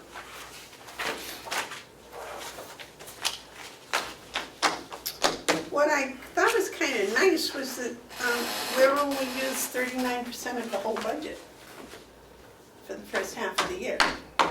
Yeah. But remember, the first quarter, we don't do any buying or anything, you know, it's status quo. It's, Yes, John? Madam Chair, I'm just curious, we've got the revenue, the expenses, which is excellent. We got these in a very timely fashion. I'm sure Kathy worked very hard to do that. I'm just curious on the revenue side, where those numbers might be. waiting for, Kathy's got, that's all journal entry, and Kathy hasn't got to that yet, but she will when she gets back from vacation. A couple of weeks maybe? Yep. Okay. Kathy's on vacation? Yeah. 2 weeks. She just texted me today, yeah, she's gonna take an extra week, so.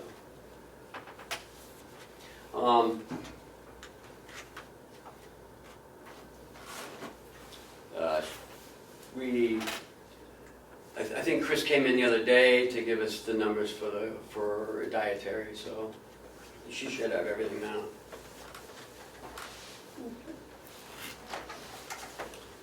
Any other comment on the budget? All right.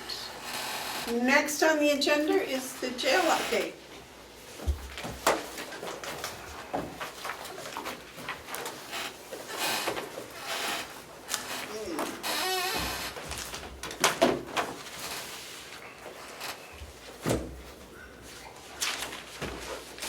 Good morning. Hi, Jason.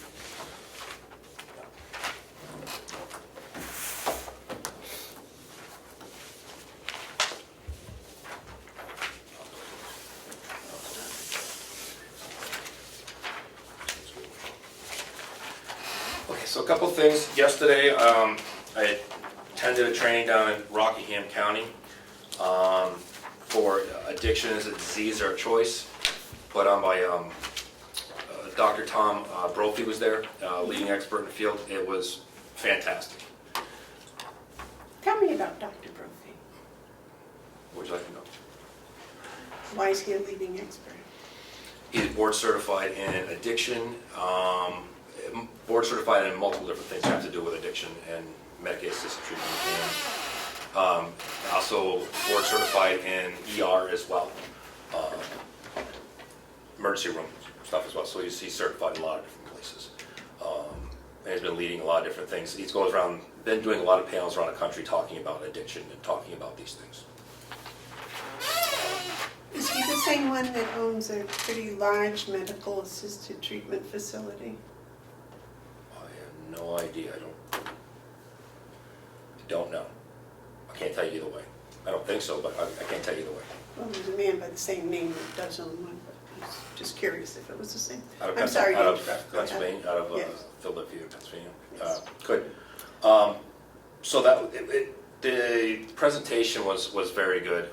It was taped, so my hope is that I'm going to get a copy of it to be bring back for the commissioners' delegation. Anybody else would like to see it. It was very informative, showing how the brain, once you are on the substances, what it does to the brain, how it actually changes it, why when people tell you, I no longer want to take this stuff, I want to be off of drugs, everything else, and that's the frontal cortex talking, but the older part of the brain, which is deeper part of the brain, is the one that actually controls things. The older part of the brain will override the frontal cortex, so when they get out is one of the reasons why they continue going back on their on the drugs and those kinds of things without some sort of, a combination of education and maybe some treatment, Medicaid treatment, as one option as well too. But overall it was good. Stats on different things. They even talked about abstinence. It has about a 3 to 5% success rate on abstinence alone. Biggest thing that came out of it, of what is needed Rockingham County and need here too as well, is transitional housing. That came out number 1 overall. So the presentation was 2 hours. Then I stayed for a panel discussion for another 2.5, 3 hours with their county attorney, the doctor again, their Superior Court judge, superintendent was there, a recovery person that runs a recovery house, who else on panel? Mara, that's basically drugs are, ex-chief of police of Manchester. I think there may be one other. Roundtable discussion. It was very good about what's coming down the road, what can be done, some money that's coming out. So that hit the gamut of a lot of different things, and so it was very informative, and I'm glad I went down to it. So, but when I get the video, then I will bring it to you guys so you can actually check it out. Any questions on it? David, do you have any questions? The other thing I just want to talk about quickly, because it's in the news a lot, is suicide, death when people are on suicide watch. Epstein's all over the news about what happened. I think a lot of people don't understand how corrections work on that front. So there are multiple different ways when people are on different watches. It could be mental health, it could be suicide, it could be different things. So the public thinks when somebody's on suicide watch, which we'll go on this, Mr. Epstein was actually cleared from suicide watch. He was on 30-minute checks, so which is something different. Most of the time, there are different levels. There's constant watch, which is somebody who's actively engaged. In constant watch, somebody has to be there face-to-face, sitting with the person. The next level is if they're not actively, but they has made suicidalities, is a 15-minute check. And that means every 15 minutes, you try to do it randomly to check on every 15 minutes to make sure they're doing okay. Again, 15 minutes is still more than enough time for somebody to do self-harm to themselves. And not always do we have places for jail cells, we have places for cameras, people to be seen, or there are blind spots. So things that people committing suicide do happen on suicide watches. In Epstein's case in particular, 30-minute checks, there's a whole other problem with that. The officers didn't do their checks for multiple hours. That is an issue. For us, one of the nice things us is we put the pipe system in, which is the guard tour system.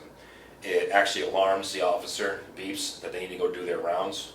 So, and we can track all the rounds that are done every 20 minutes on the units. So that is a big help for us for accountability purposes. There seems to be, I don't know what's going to happen, there seems to be a push out there right now because of what's this being highlighted, that there's some bills being introduced different places of, that maybe these people should be on a constant watch all the time. And if that comes to fruition, that's fine. But it takes staffing and it's very intense. Just want to bring attention that's in the forefront. We do have policies on it that of how we conduct that. But it's a conversation that's going around. So since it was in the news, I thought I'd just talk about it a little bit in case you guys have questions or concerns on watches or those kinds of things. Jason, just a question. I was over there for the tour 2 weeks ago. And I assume that single little room between the ladies and the day room where that one gentleman was, is that your watch unit? No. Segregation. Those that Okay. got themselves in trouble. Okay. So in your watch unit, it's small, right? Don't necessarily have a watch unit. Okay, so we have a medical unit, which can be there for medical purposes or could be on a watch. We have processing that has 2 cells that have cameras in it, 3. Those are your 2 areas that people could be on watches because we try to put them on camera as best as possible. If we run out of space at those places, could they technically be on a unit? Sure, we try not to as much as possible. So my question is, if they're in these smaller cells with a camera, And the camera is being watched by your command center there. Isn't that considered constant watch? No. Constant watches, you need to physically go and check them because you need to see the chest rise and fall. You need to see that they're breathing. You can't see it on camera. You can't. It's just a still camera. You can't tell a person's breathing or not breathing if they're gasping for air or they're having difficulty. So no, that's not. So it's not I think of a camera as constantly recording. And you're telling me that it's not. It's recording, but it's not what I consider a constant watch. Constant watch has got to be. I have to face to see you that you are breathing and everything else. 15-minute checks still too. Camera does not supplement it. And that's also our policies. It can't supplement it because you have to physically check them. Okay. But is there somebody watching that camera that's in the cell? There are a lot of cameras inside the jail, and it flips through. The officers do the best they can to try to track all the cameras, but there's only one person controlling everything, and their job is phones, doors, alarms, everything else, plus try to monitor the cameras as best as possible. So is they diverted from just watching the camera? Sure. Yeah, but I mean, is there a camera that you can have that's on there all the time? So I don't expect someone to sit and watch the camera, but that every time they look at the camera, it's the same person in the same. They can put it on as a still to That's kind what of look it if is. they want to. Okay. That was my question. But still, you're distracted by other things. It's Right, not, of that's course. why it can't supplement staffing. Right, I got you. Do you do that? What's that? Put it on? They do most of the time, yeah. They have somebody, but again, you can only put one on at a time. So we have multiples. Because you may have a suicide watch over here. We have a person that's banging a cell and banging their head over here, and so you're trying to watch both of those. Their behavior, are they going to have? And we may have somebody in a restraint chair because their behavior. So you're trying to watch multiple different things. So it's very difficult. When it rains and pours, we have a tendency to have multiple things at once. Saturday night. Yes. We do best we can. If somebody's on a suicide watch, they usually are put in a blue suit, which is a paper suit, so they can't use their clothing to harm themselves. And if they take that off and still use that in a way that's not appropriate, then we can put them in what's called a safety suit, which is Velcro, and you can't really rip it. And we give them also a safety blanket, which you really can't rip those as well too, so they can stay warm. But we have multiple things we can do to try to help them out. And obviously always, they will see mental health. Anybody over at the jail can put somebody on a suicide watch. Staff member, anything else, we'll take it to air of caution. The only person that can take them off is being seen by mental health. So nurses can't do it, I can't do it. It is only mental health has to see them. David, you had a question? No. No? Okay. That's all I really have besides non-public stuff that I wanted to just relate to you guys. Okay. Well, thank you for the update. So, Ken, you have yellow folder? Yep, Joe signed the checks for the nursing home. You got your envelopes, that's it, the yellow folder. Okay, administrative updates? A couple things. You can stay right there. Do we want to, I didn't know if Terry had talked about this last week, using a credit card log form. Was that correct, or am I not remembering it? I don't remember anything about it. but- Is that something we want to do? No. Okay. And when you see what some guy over at the nursing home has to use it all the time, this would be, Okay. wouldn't it be just a hassle for him every time he has to use the card? Or over at the jail, to have to fill this form in? Well, I mean, they're already doing it, I think. I think Doesn't- she was more interested in prior knowledge of large purchases. I guess once you said that, she Well, had no, maybe she did. a form on the, I'd say, personally, it would be very difficult. And that's why you get, like Amazon, we get an inventory every month. We get statements that says what everything is. But if you had to log it down every time, it just added a layer of work that Yeah, what I think. Okay. We have to have backup for everything as it is. Yeah. Did we make this form, or did you copy that from somewhere? No, this came with the credit card policy from another county. Okay. Have you checked with the other county to see what their experience has been using it? No? I mean, if this is this one day or? I don't know. I mean, I'm guessing that would be- We fill this out in a half a day. Yeah. I just wanted to ask, that's all. I got this from the sheriff yesterday. It's the drawing of the tower. It says what, we paid for that? That's what they did down at Land. It's the one on Madison. So, they went to Madison, I think Tuesday night, and I think it passed. They did have a couple vocal people, but by the end of the meeting, I guess it was all said and done. But it was interesting to see that they have a Coleman tower here, they have an antenna, they have a public service antenna here, and here's gonna be the sheriff's antenna there, tower. Are you gonna be able to see that from the ponds? You will be able to see it, yes. You can see it now, but it's gonna go, I think, 20 feet higher. Was that the objections? I didn't ask him what the objections were. I know one was this landowner here, via butter. But he had more questions than he Where is did the pond? objections. There's, over in here someplace, a Peace Porridge Pond. I think it's in this side. So that's what we, Here it is, right here. See?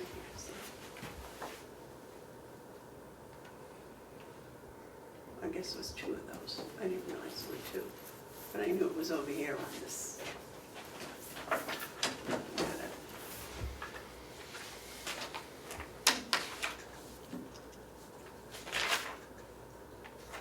So they just call this a sketch? I guess. And I think it's pretty informative, actually. how much did we pay for this? For the whole thing, that and a representation, I think it was 4,200. I don't think that's a bad price. I don't think so. This is quite detailed. I didn't expect I anything didn't near either. the detail like this. Yeah. Yeah. See, this is the whole area. We've pulled this out and put it over here. Right. Just blew it up.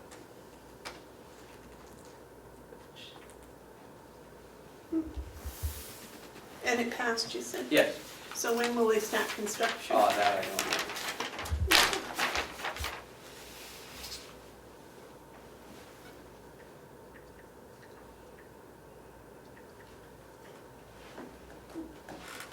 I think that's all I have.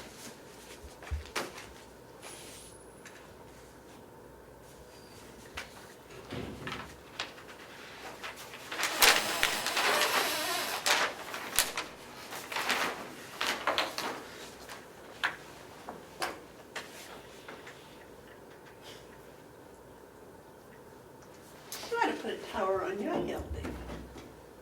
Like, it's interesting, I don't see where it says the height of the tower. It's gotta be here somewhere, but I don't see it, it's not on the drawing. You'd think it'd be in the sketch proposed. Oh, there it is right there, it's on the pole, on the front. 110 freestanding steel tower.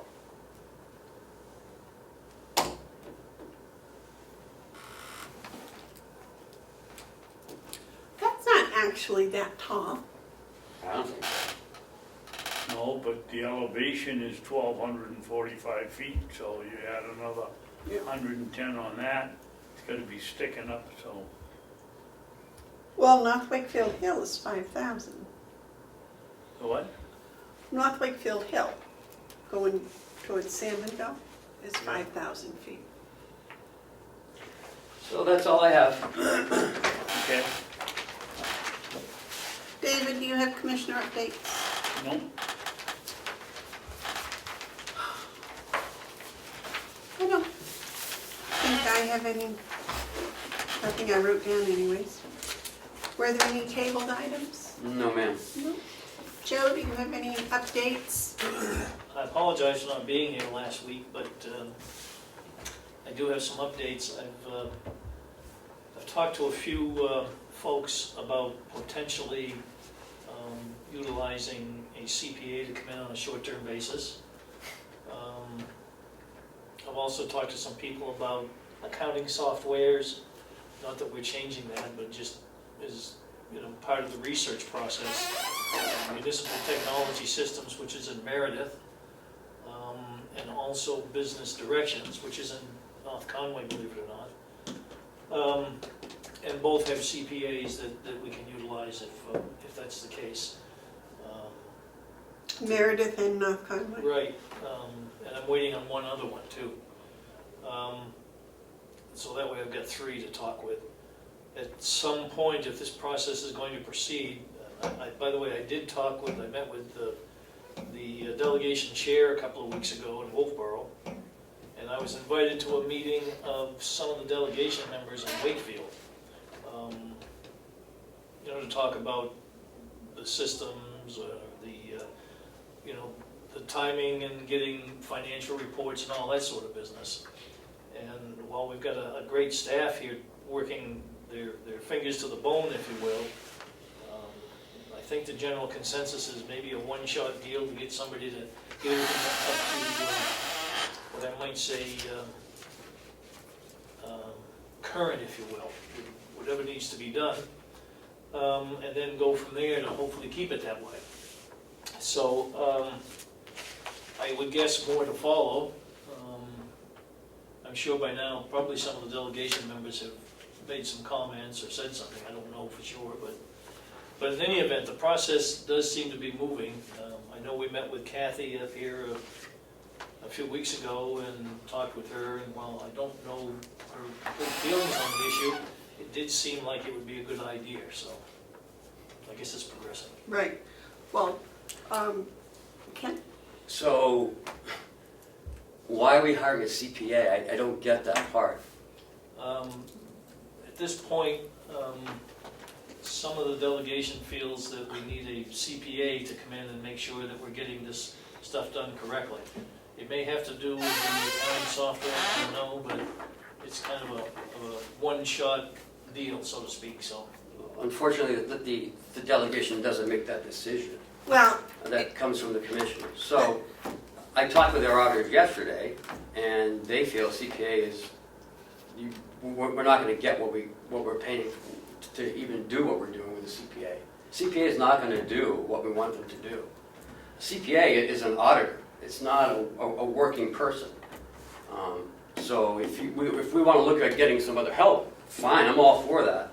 But it's not going to be a CPA. It's going to be $110 an hour. They're not going to do what we would need them to do. we're talking about an individual that's going to be in here for a couple of days to see what we've got and then hit the ground running. A CPA is not going to do the work, Joe. Well, the CPAs that I've talked to are going to do the work, And why are you talking to CPAs? because this is something that I feel we need to have done. well, That should be the we need a commissioner. gentlemen, I'm just making a I believe that we had asked Joe 4 or 5 weeks ago, when I had mentioned that I had talked with MRI about getting some temporary help in the office. And MRI had said that what they have is a CPA that they, if somebody gets sick and can't work or something, they have this person that they put in and can keep everything kind of going until the person recovers or gets back or But did you whatever. ask them, did you tell them what the duties were? I just said the finance controller. So that was it. And then Joe, that's his bailiwick, so I think we had kind of asked Joe if he would do some research into this and see what all was involved. And also, at the time when I had spoken to the man at MRI, he had asked me what we were using for a system, and I told him, and he wasn't familiar with that. And he told me that most of the counties and municipalities they worked with used a different type of software, and that might be a problem. You know, I was more concerned, my biggest concern is that something happens and Kathy gets sick. She got sick for a week last spring, scared me to death. And my concern is that there's nobody cross-trained here to do the whole job. I mean, you can do pieces, Cheryl can do pieces, but there's nobody that can, you know, do all. And if Kathy gets sick and she's out for 2 weeks, what happens? That's my... We keep moving forward, I mean, But, she's gonna take vacations. well, that's true, I understand that, but if something serious happened, and that's when we brought up all of this discussion. And then we talked about different kind of accounting systems, and I know nothing about them. And I think when we were having that discussion, that's when Joe came in, and we kind of said to Joe, you know, can you see what, on a banker's level, what this looks like? And I think that's what he's gone and done. I think it was the commissioners had discussed this issue. I can't remember, it may have been 6 or 7 weeks ago. I don't remember that. If that's what happened, then I apologize, but, you know. But that was it. And then last week, David had said that Kathy had had different feelings about this, and I haven't been able to get to speak with Kathy, so I don't know. David, you had a comment? No, I just, my original comment, and I don't like to throw fuel on the fire, but the delegation meets with Joe and tells him what we need. I've been here for 8 years, and I don't think I've seen, other than Ed here, any delegation member in the finance office for more than 20 seconds in 8 years. I mean, how do they know? They don't even know what's going on here, and yet they're telling us how to run it. I think that the decision whether we have a CPA should be ours, and talking with Joe and Ken, and not the delegation. We're certainly in trouble if something happens to Kathy, and we need to do cross-training, but we've got the other one with some problems too, so. Well, and I think that's what we were talking about. I don't know how members of the delegation are thinking or doing, because no one's consulted me about any of the things. I mean, but I do know that we had spoken to Joe about it, and that I have, you know, I've talked to Edie about if we had to do something, if we could get some money, because that's always been the biggest problem, is we needed help for almost 2 years down there, and we couldn't get it. Now we have help, but it's not the right type of, I mean, she's very good and she's very helpful, and I think she's freeing up some time. But as you said, we have some other issues, and we need a person with more background training that can do this. Now, I'm probably the one that said the CPA, because when I first talked to MRI, I had said, you know, about coming in and taking over for the comptroller for a short period of time. And then we had talked about someone to help assist, to get everybody caught up down there, because they were behind. For 2 years with no help didn't certainly help. And they got behind, and to help Kathy get caught up, because this should not be as big a stressful job as it is, and to get her caught up. So when I had talked to MRI about someone, you know, if Kathy got sick, who would come in, he had said they had CPAs that would do that. And I got the figure of around $90 an hour, because I was asking for how the biggest expense it was going to cost. And when I did talk with Edie about it, she seemed to think that you know, was something that the delegation would go along with, as far as getting a backup or a help with the cross-training in here. So that's, now how it got all enlarged by the delegation, I have no idea. And I find sometimes that happens. when in talking with the auditors, who are CPAs, they said that they would not, that's not the work that they would do if they would come in here. Right. They just look for, you know, for different issues that are happening. They don't actually do the inputting of the work. So I don't know what we need, but it's not a CPA. Well, whatever it is, we need someone that can help Kathy get caught up so that, I mean, that was one of the problems with the auditors. There was information they didn't have. And is the audit finished? No. No. So, you know, that was part of it. But part of it, I have been saying since the first time I ran that, you know, they need some help to get everything caught up, and they need cross-training. So if something happens to one of them, there's somebody that can, you know, at least keep things running. And I mean, we had a plan in place, but again, for 2 years, we didn't have that other person. that's what I'm saying. And nobody begged harder for that than I did. I know.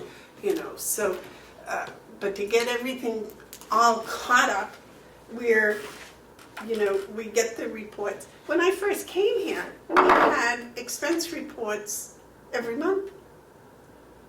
We had monthly, the commissioners had monthly expense reports, That's which I, because we had 4 people downstairs. well, that's it. So, you know, that's why I'm thinking that at the very least, we need to get caught up.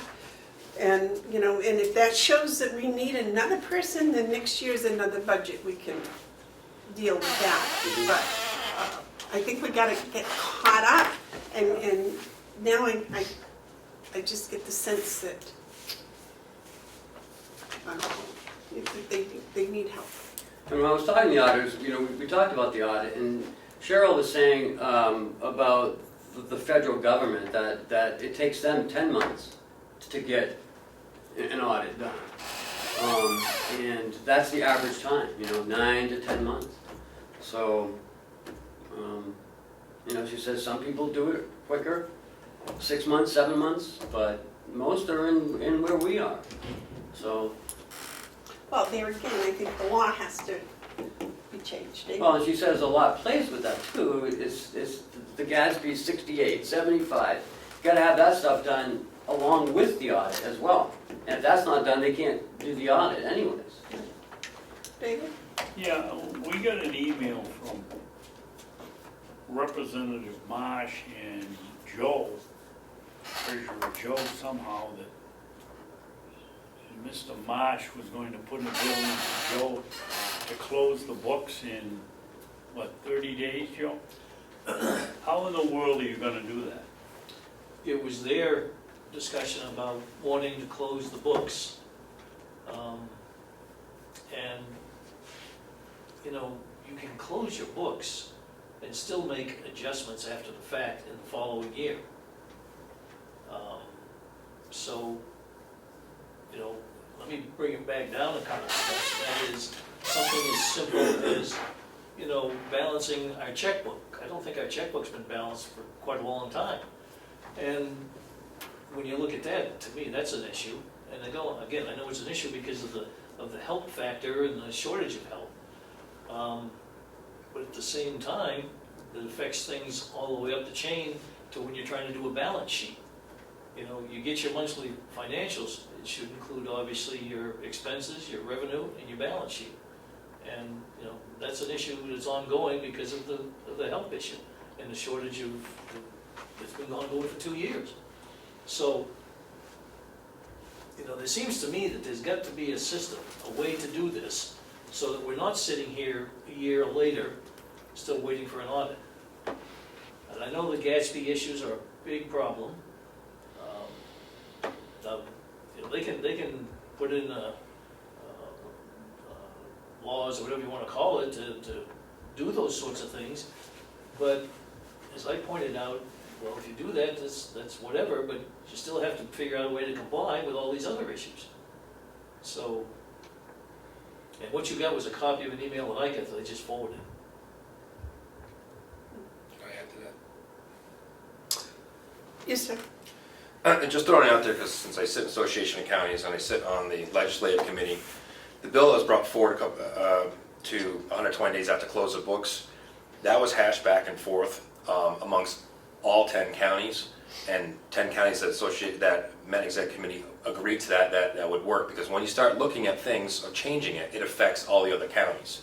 And that involves, each county going after saying, that what you're trying to do in one place doesn't work in another place. Where that law that was put together worked totality for all the counties. So when you start looking at specifics, it starts to become a mess when you start making it for an individual county, where everybody is now governed by that, and everybody agreed to that would work for their books and is working.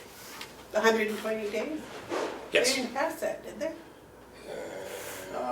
Yes. They did pass Yeah, 120 days. Yeah. It's in law, goes into effect September.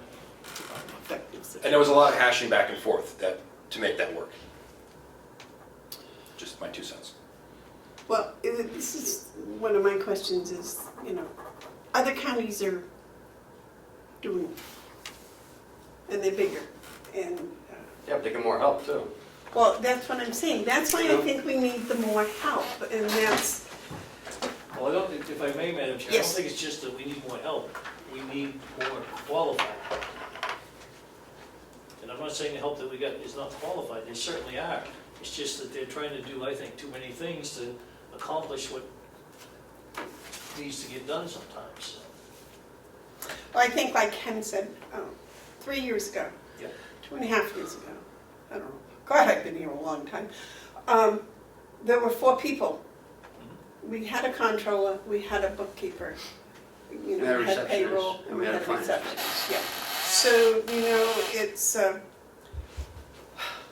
Lord, I know there's dollars and cents attached to all of this, but we need to keep working to find something that works for Carroll County. If we can go by what's working for other counties and then try it here, that's fine. But we've got to get caught up. It's like, ever since I've been here, we've been getting further behind.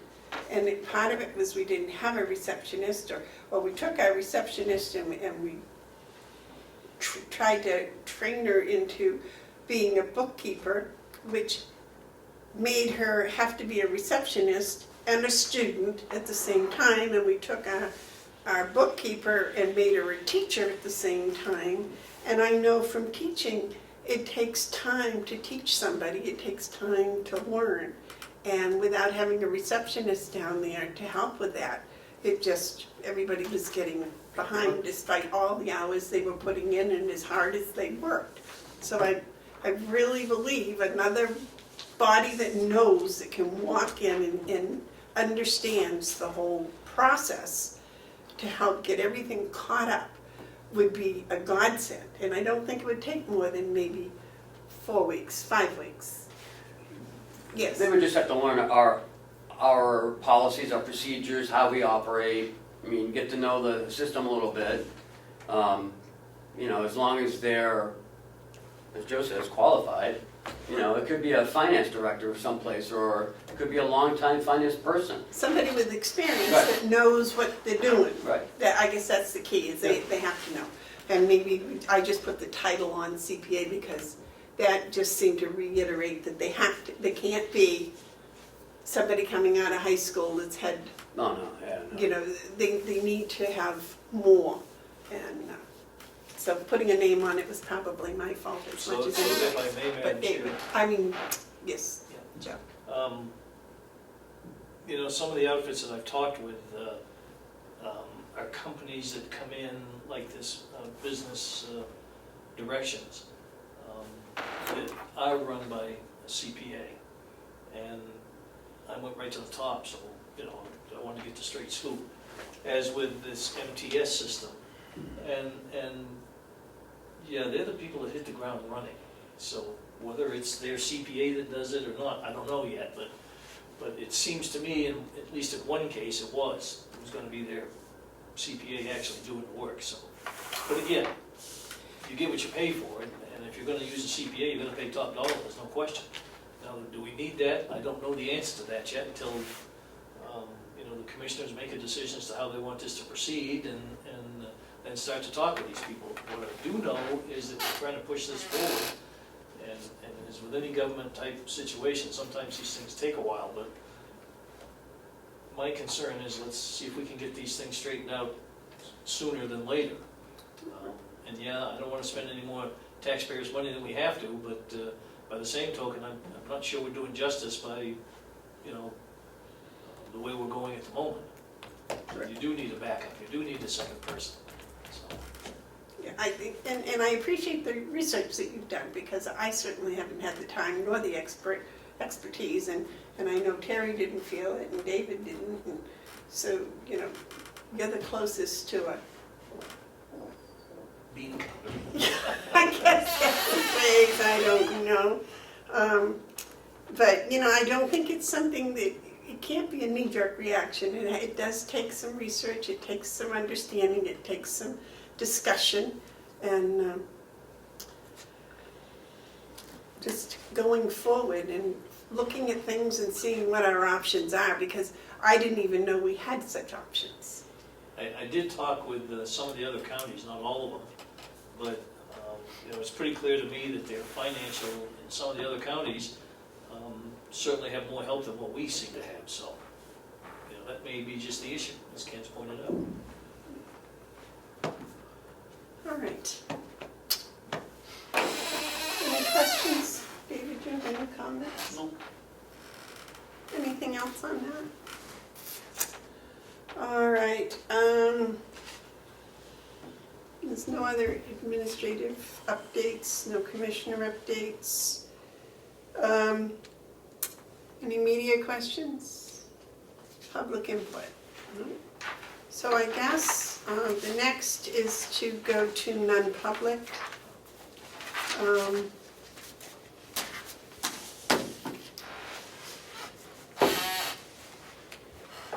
David, you want to read us into non-public, please?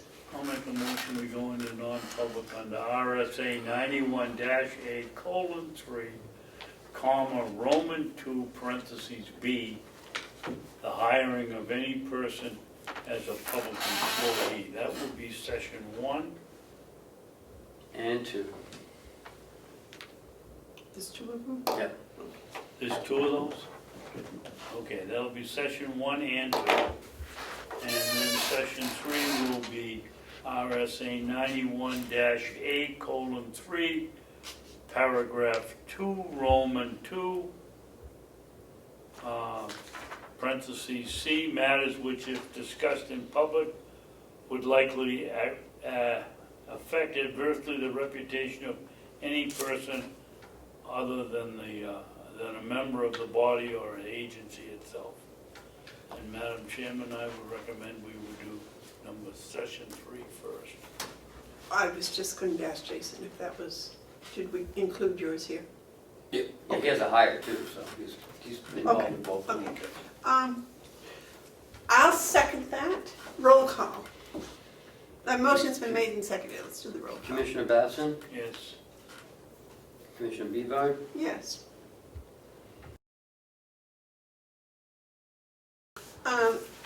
We came out of non-public. I make a motion that we seal session 3. Second. All those in favor of sealing session 3 say aye. All right. Aye. Those opposed? All right, I'd like to announce that we hired Chelsea Moore as a correctional officer and Laurie Hayford as a 32-hour LNA today. Is there anything else before we recess? No, just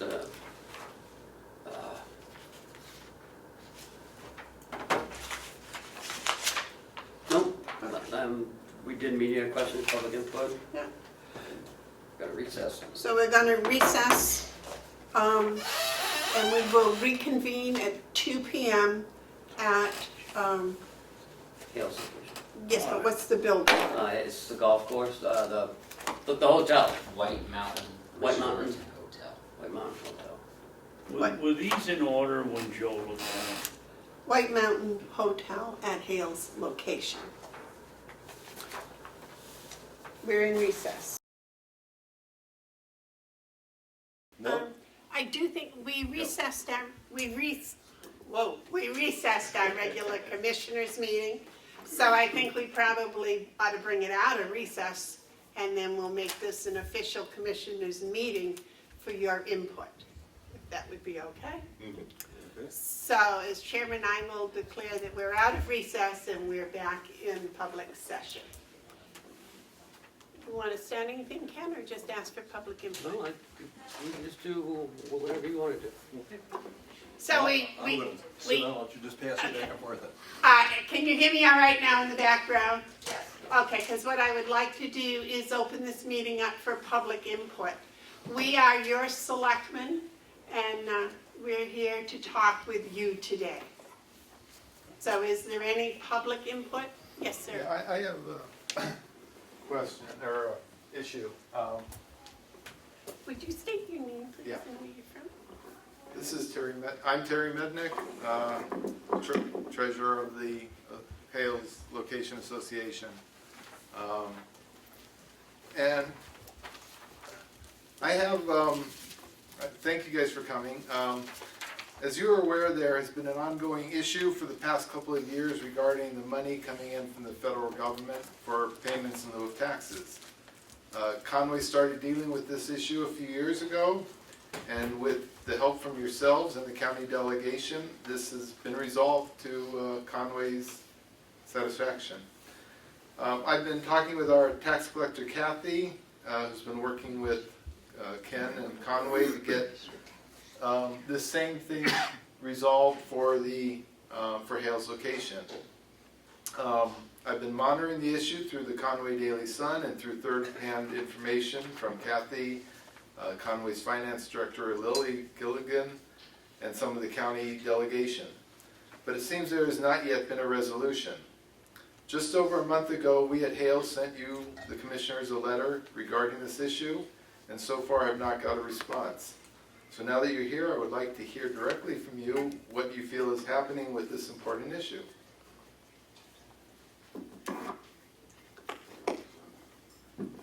Thank you very much for your input. What I believe has been done is Kathy Golden has filled out an application to the Department of Interior for pilot funding. It came to the commissioners as your selectmen. We signed it, and 6 weeks ago it went back to Kathy Golding. I believe she has submitted it. Unfortunately, she's not here today, so I don't know if she's heard anything back. But that's the beginning step in finding or applying for pilot funds. We have been getting pilot funds. The county's been receiving the pilot funds for Hales Location since at least 1999, as far as we can go back in the online records. And even this year, you have received $3,500 or so for money for the Hales Location pilot money. You put it in the general coffers, as I understand it, and we have not received it. You also have been receiving it. I have the copy. I can show you the listing that of about $46,000 in money that the county has received since 1999 and has kept in their books. So we would also like to see at least this year's money come back to us, and the prior money, same way as Conway has gone, you went back and paid Conway $13,000 of the money you had kept of theirs. So the money's here. We would like it back. Let the county administrator explain the funding system. I thought you were getting a free lunch. The funding system. We do receive some pilot money. It's sent to in care of Carroll County. This year, I believe it was $4,600.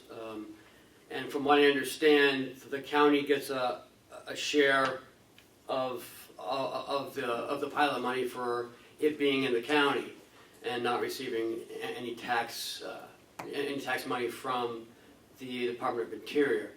I don't know the Hales Location story. I'm not sure once you're qualified, then DOI will definitely send you a check, but until then it comes to the county, in care of the county, under the Carroll County Commissioners. The check is paid to the county, not for Hale's location. So I don't know what else to say. That's the way we received the check. That's the way it's been processed, and I think there's a process to go through, and I think you started it. And I'm not sure what the resolution will be from the Department of Interior. And then it has to go to the DRA for their approval.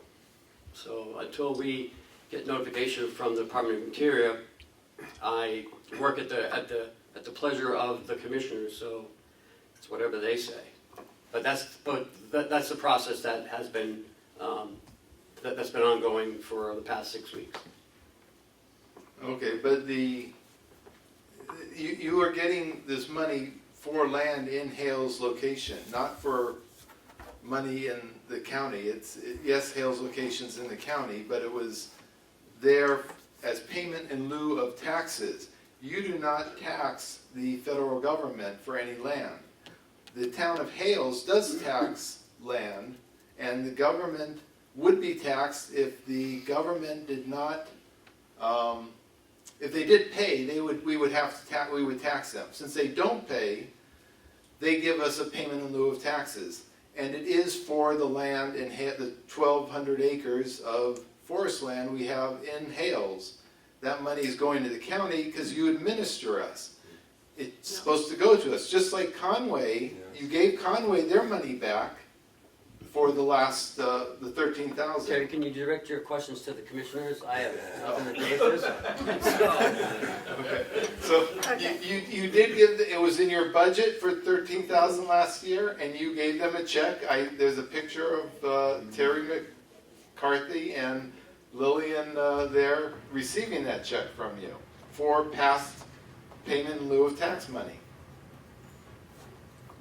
I agree, it was in the paper, and I did not vote in favor of it because I'm the one that has been in contact with the Department of Interior.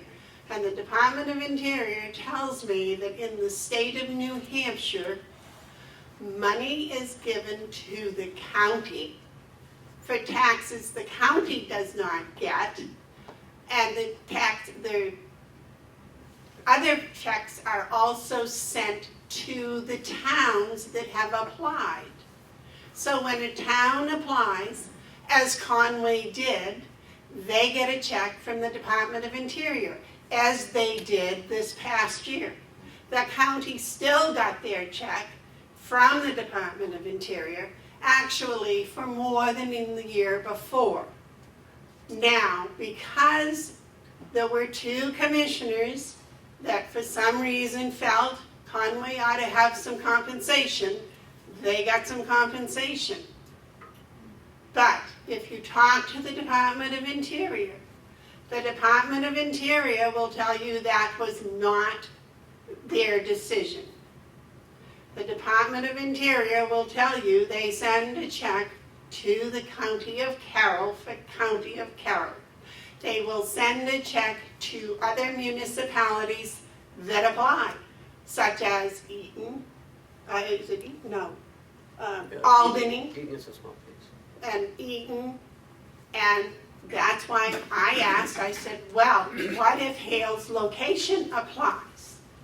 And they said, we can't say because we haven't got the application. When we get the application, we will talk to the Department of Revenue Affairs in New Hampshire. They will tell us about the population, and they will tell us about the qualifications. This is the Department of Interior, and then the Department of Interior will make the decision whether or not Hales gets any money and how much. Yes, sir. Would that be in lieu of the county getting the money? No, the county gets money, and each municipality gets money if they have applied. So the county will continue to get the same amount of money if we get approved from the Department of Interior. That is my understanding, that is That what sounds like happened double with taxation. Conway. No, that is what happened with Conway. Apparently, a number of years ago, the county had applied for taxes in lieu of, payment in lieu of taxes. Has Albany had, I believe Eaton had, I don't know the other towns right off the top of my head. And they've been getting their money right along. So I don't. As has Carroll for those towns too. The county of Carroll, yes. The town of Carroll also gets money, but they're in Coos County. Yeah, all right. Well, there was a big confusion about that too. And I had a long conversation with Carroll, the town, and Carroll, the town, is still getting all the money they're supposed to get. Yes, ma'am. Do all counties do it the same way, or is it just Carroll County that's doing it this In way? the state of New Hampshire, all counties do it that way. In the other 49 states, it's done differently. One huge check comes to the county, and then the county disperses it as they're told to by the Department of Revenue Affairs. All right, I have a follow-up. Why would a municipality not get the money if the land is located in the municipality? Why do you, as a county commissioner, think it's fair to keep those funds away from that municipality? No, the municipalities are getting their funds. Well, we're not. You haven't applied. You didn't apply until this year. I instigated your application. Kathy had followed through with it. She gave it to the commissioners 6 weeks ago. We signed it and gave it back. Now, where it is now, I don't know, and Kathy isn't here today to bring us up to date. Why is this the first time that Conway, why was any municipality not told of this prior to how to get refund? Why did the commissioners not tell us that we could do this? I don't think anyone was aware that you weren't doing it. How would you not be aware we weren't doing it if we weren't getting the money? Well, no, I'm talking about Conway. I wasn't aware that Conway wasn't getting pilot funds any more than I know that Eaton's getting pilot funds until I went and I asked. It was a matter of going and asking. I know the county was getting pilot funds. Should our tax collector have been aware of that? I mean, would that be who would be the person responsible for determining that we weren't getting the funds and should have been? I can't answer that because I don't know. When I talked to the Department of Interior, they just said municipalities applied. And I know Conway applied 2 years ago, I believe. But we have to understand that Hales isn't a municipality, so I don't know if that will play a factor in any of this. You're an unincorporated place. That means But we do pay taxes here. you do. Everyone pays taxes. Yeah. But I just don't know how they how they rate if you should get it or not. I don't know what the criteria is. So the question back. Am I correct in thinking that Hales has gotten this before? They never have. So Correct. we've never applied and never been told to apply. Is that correct then? Okay. So can we get back money? Yeah, that's a question here. Back. Yeah, Can we go back, like in taxes, you can go back 5 years? Can you go back? that's what Conway did do, was Conway went back and got their money since 1999. And that's what we would like to do as well. Who did they get that money from? Did they get it directly, a payment from Carroll County, or did they get it a direct payment from the federal government via pilot? They changed and they applied and they got their money, as Amanda said, for last year, this current year. They got it in August, I believe, or July, whatever. It's recently they got their own money. They got the money back from Carroll County because it was put in their budget that they would reimburse Conway for those 18 years, whatever it was, I see, okay. of money. I'm sorry, I can't sit here and be quiet anymore.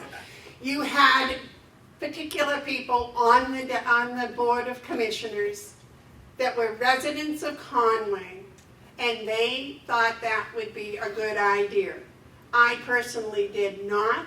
When I contacted the Department of Interior, I explained what I had been told, and they still voted to put it in the budget. And then this year, the other two commissioners, not me, voted to give it to Conway. I am still, yes, you can see, quite upset as a personal taxpayer. But I'm also part of the Board of Commission.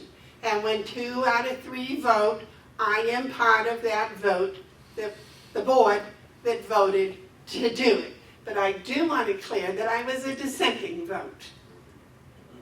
So what? Thank you. One of the other things you said, Amanda, was that you think the county will continue to get their money regardless of whether Hales got their money. That appears not to be the case, because your amount of money that came from the amount of acreage that you got paid for this year was reduced by the Conway acreage. So if we get our 1,200 acres directly, then yours will probably go down to 0, because there will be no federal land that is just free in the county anymore. It will all be allocated to the different towns. So that's one thing. Number 2 is Coos County also has a lot of unincorporated areas. Coos County gets a big check for all of the unincorporated areas of Coos County. Individual towns in Coos County get their own money as well. According to Jennifer Fish, the administrator at Coos County, they then take that money and give it back to the different unincorporated towns' budgets. They put it in those people's budgets. They don't keep the money for themselves. So they are, what you're doing is, you're going to lose all the money if we do get it. And so you aren't entitled to any money as a county. And as I believe it, it was probably applied to, as you being our selectmen, you probably applied for money on the towns that were not claiming it for themselves. And so that's whenever the original application, if there was an application back then, it may have been, since this has been going on for many years, I'd have to look back, I've got it in my records. It may have been an automatic thing, they just started paying people. But you are also our selectmen. So as our selectmen, you should also be concerned with us getting the money that for the tax money that they're giving, the feds are giving for things like fire and rescue, which we do have in this town, in this unincorporated place. So as a selectman, I'd ask you to consider giving us the money back, because that's what it's from, that's what it's for. You guys don't provide any services of rescue and fire yourselves as county people. That money we do have to provide, because we pay for fire and rescue through our taxes, and you sign all those checks, and you have to send money to Conway to pay our fire and rescue. So as selectmen, I'd ask you to regard this not as a county commissioner, but as our selectmen. That is why we put in the application this year. But the issue still remains about the money from the past, the 40-some-odd thousand dollars. $46,000. What do we or you have to do to get that money allocated towards as a credit towards our taxes in the future here in Hales location? I believe that's where this is all coming down from. Rick, am I right? Terry, I'm sorry, am I right? But that's our Yes. understanding, yes. Yeah, that was my understanding. by the way, I'm Gary Sullivan, I'm the owner of the White Mountain Hotel, so, you know, I'm the largest taxpayer in Hales location, and obviously this issue is important to me and my entire management team here at the White Mountain Hotel, so hence the question. Yeah. Yeah. My opinion, only mine, is we wait and we see what the Department of Interior does with the application. Right. That would be that was my first step, or our first step as a Board of Commissioners. Then we'll have to go from there and see what the result is. And this goes back to 99? It goes back a lot further, but 99 is available online. I can look at the numbers. I'm willing to bet, because that is the year that Coos County, who used to administer Hales location. No. Coos County, it switched to Carroll County in about 2003. Was it 2003? Yeah. 2002, All right. 2003, yeah. The thing that is when I spoke to the Department of Interior, and I said, please, I'll gladly give Conway anything that Conway should have gotten. Just tell me. And they said, no, Carroll County got what Carroll County was supposed to get. And I said, well, if you made a mistake and you sent us money that belonged to Conway, just tell me. And they said, no, we don't make mistakes. So I would expect we'll run into the same type of problem. What we'll have to do is wait. If your application does get approved, then we'll have to see what happens the following year. If, as you said, we go down to 0 acreage and we still get a check, that says one thing. If we go to 0 acreage and we don't get a check, that says something totally different. So I hate to tell you, but my attitude is the same as it was towards Conway. Put in your application, which we have done as your selectman.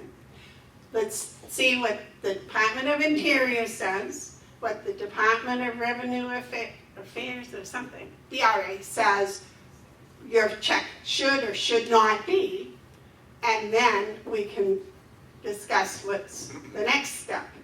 Is there any chance that, like, I could see a copy of that application?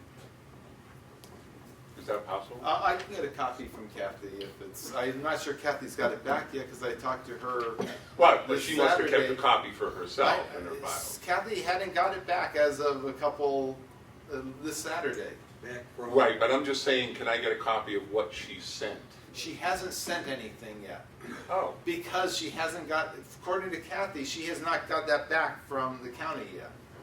Now, this was last Saturday, so she may have gotten it back in the last few days. 6 weeks to get from Ossipee to Albany? So you guys signed it 6 weeks ago? Yeah. Yeah.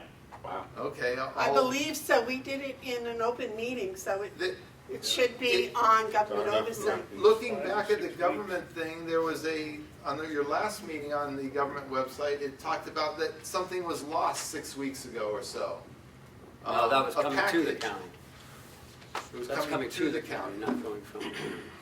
Okay, all right. There is a person way up in the back. I see a hand. Bob Hall, Green Drive. Just a question. Do you know why the Department of Interior treats New Hampshire differently than the other 49 states? And apparently also, even in New Hampshire, they treat counties that have a number of unincorporated townships the same as they treat the other 49 states. So do you know why it's different? I don't. Do you, Ken? No.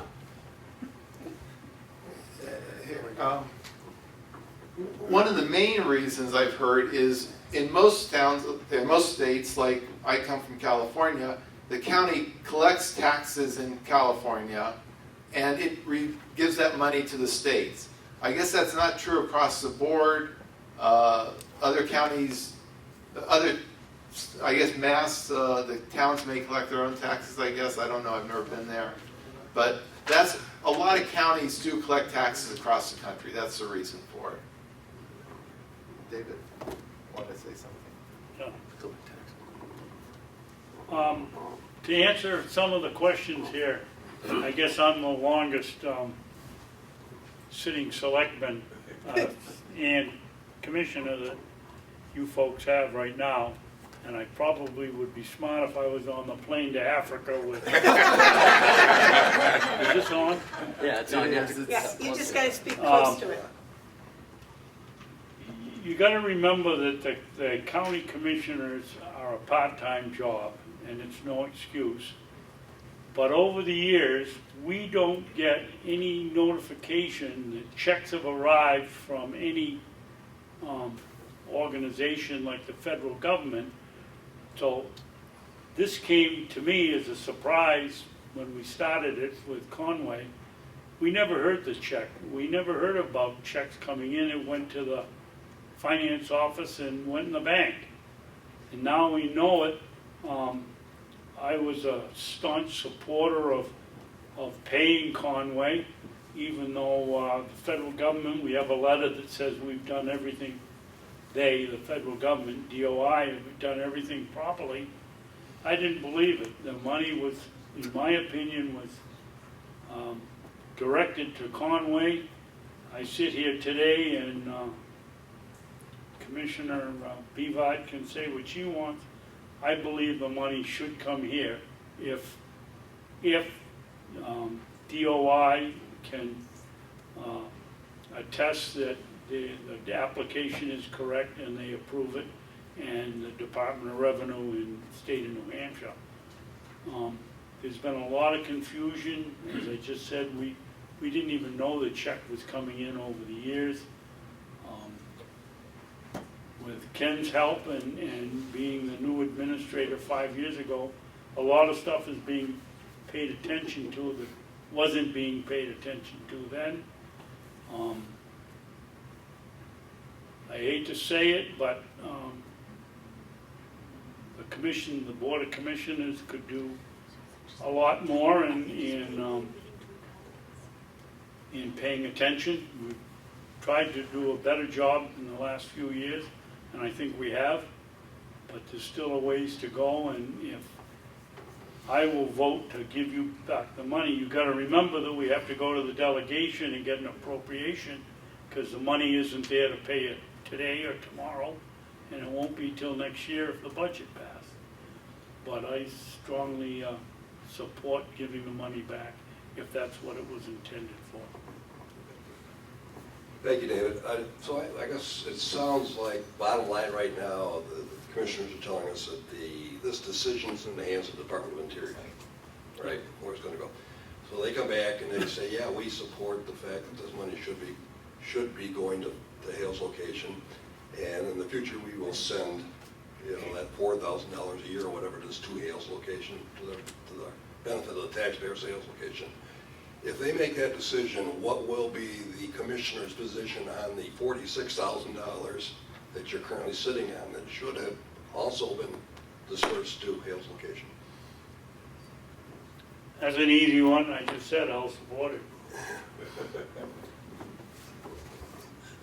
That is if ours goes back to zero, which if it was a mistake, then ours should go back to zero. Okay, and you'll support it then?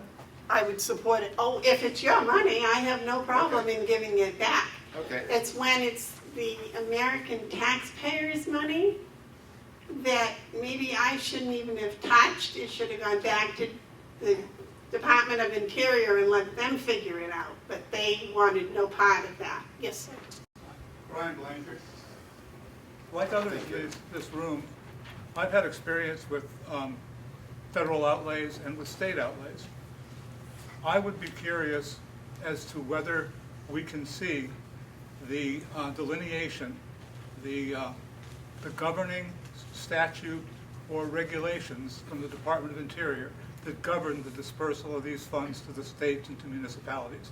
I'd like to know the rules that we're applying for and how they govern. I believe that's on the Department of Interior's website. I actually have a copy of those rules, and I've looked them over, and it's not that specific. It's not specific. It's per acreage, and the acreage happens to match, the acreage they're getting paid for now happens to match just about the acreage that Hales has in it. But the rules are not that specific. They just give money for payment in lieu of taxes. I would think that there'd be some case law from around the country as different municipalities and states competed for these resources that might have straightened it out, even if Congress and the Department of Interior hadn't come up with a way of specifics.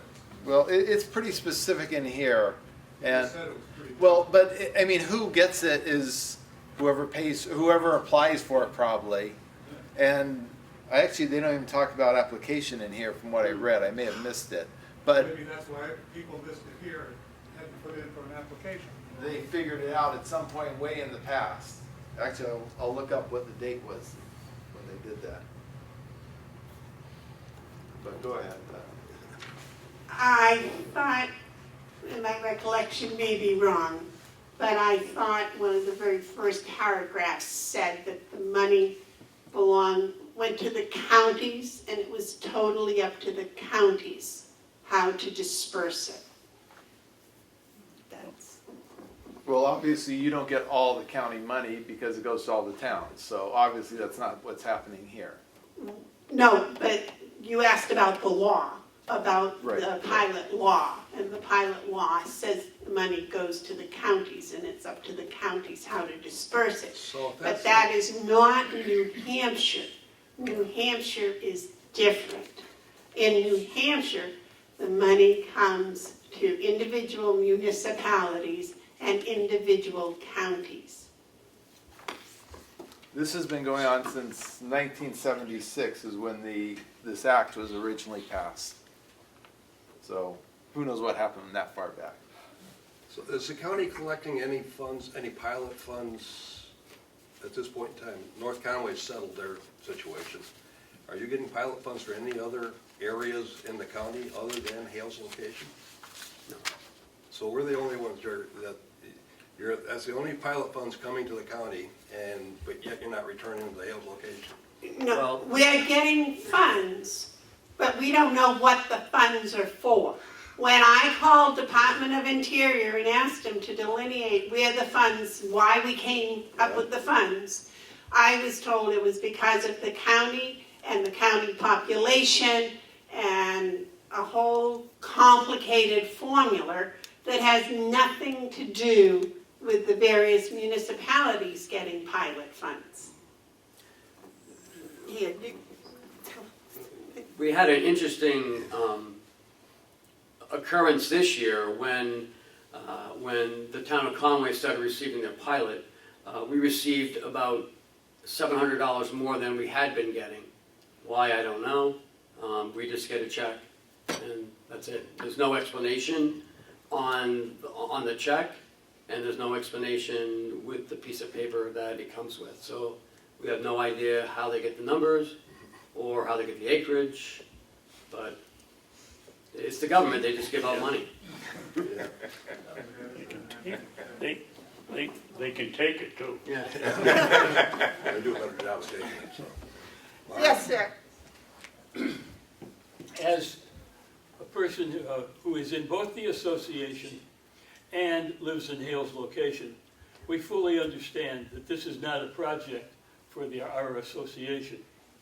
You two and one other are our representatives here, and I would feel, and I'm sure everyone else would feel, if you would just come out and publicly say, as your representatives, we'll get this straightened out and we'll get back to you.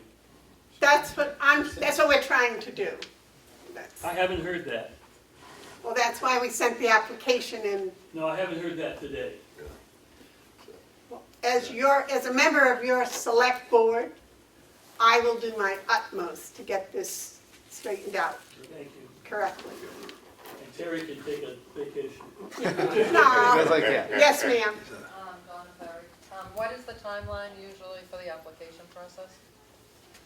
Like, are we talking a year, or is it a 6 month, or you must know from working with Conway, I guess, what the timeline is? How long did it take on? We don't know. It's the only one we've got in now. And Conway did their own, so we have no idea.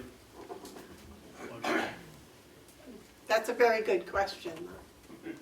Let's take it 6 weeks, we haven't even sent it. I don't even know where it is. Right. Okay. I think we beat that one to death. I think we understand where we're at, and we will wait, I don't know how patiently, but we'll wait with great interest to see how this works out. Are there any other questions or areas that people would like to address today with the commissioners? Yes, sir. Yeah, I just realized I was confused again, because one of the gentlemen said that just recently your allocation from the Department of the Interior went up by $700. But I thought that I had heard earlier that once Conway started to collect directly, that the allocation to the county went down by that amount. No. It did not. No, that's why, yes, that's part of the problem.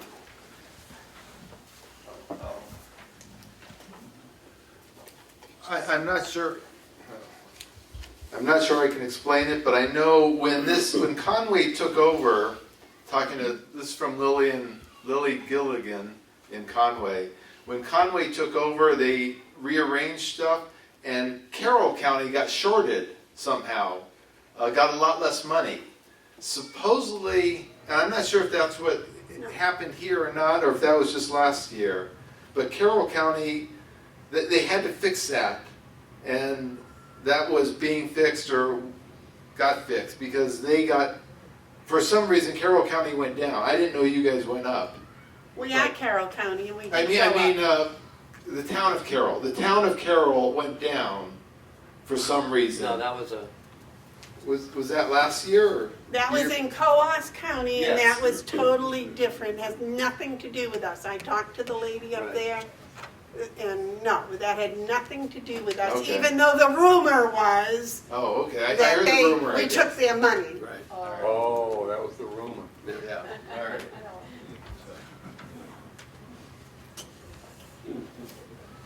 I have a question, I guess. Yes, sir.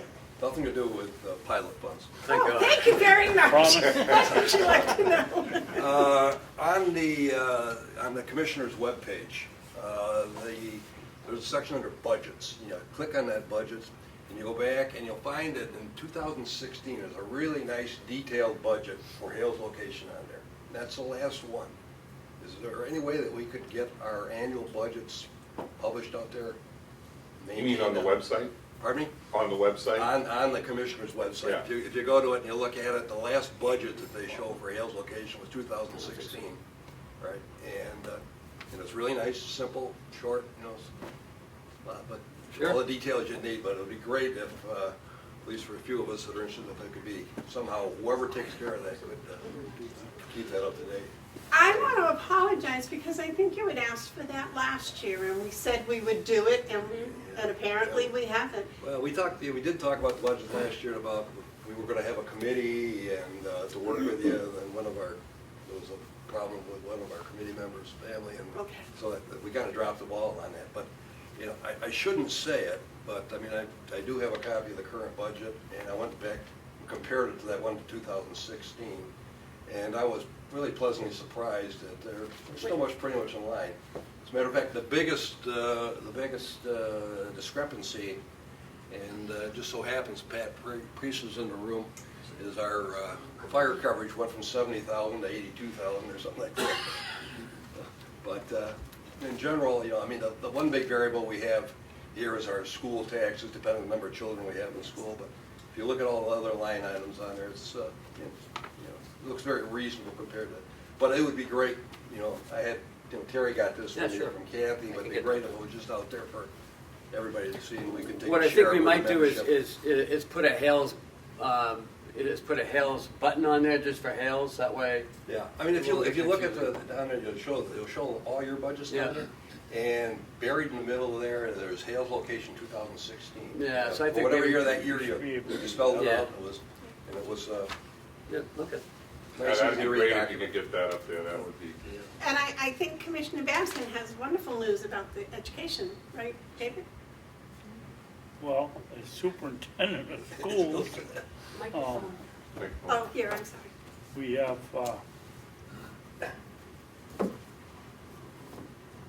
So, we have started the program with Freiburg Academy, which is saving roughly $16,000 a year.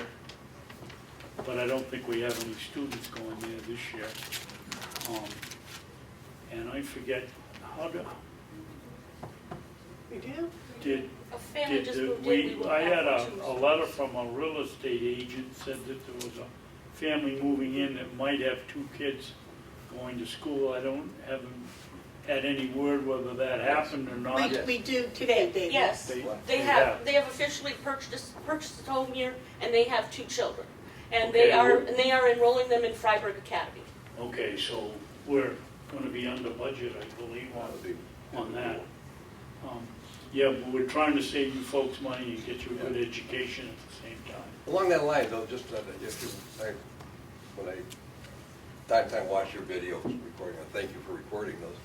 And a couple weeks ago, you had an action on a check, and it was a minor amount, $300 and some came in for the Board of Education of Hales location.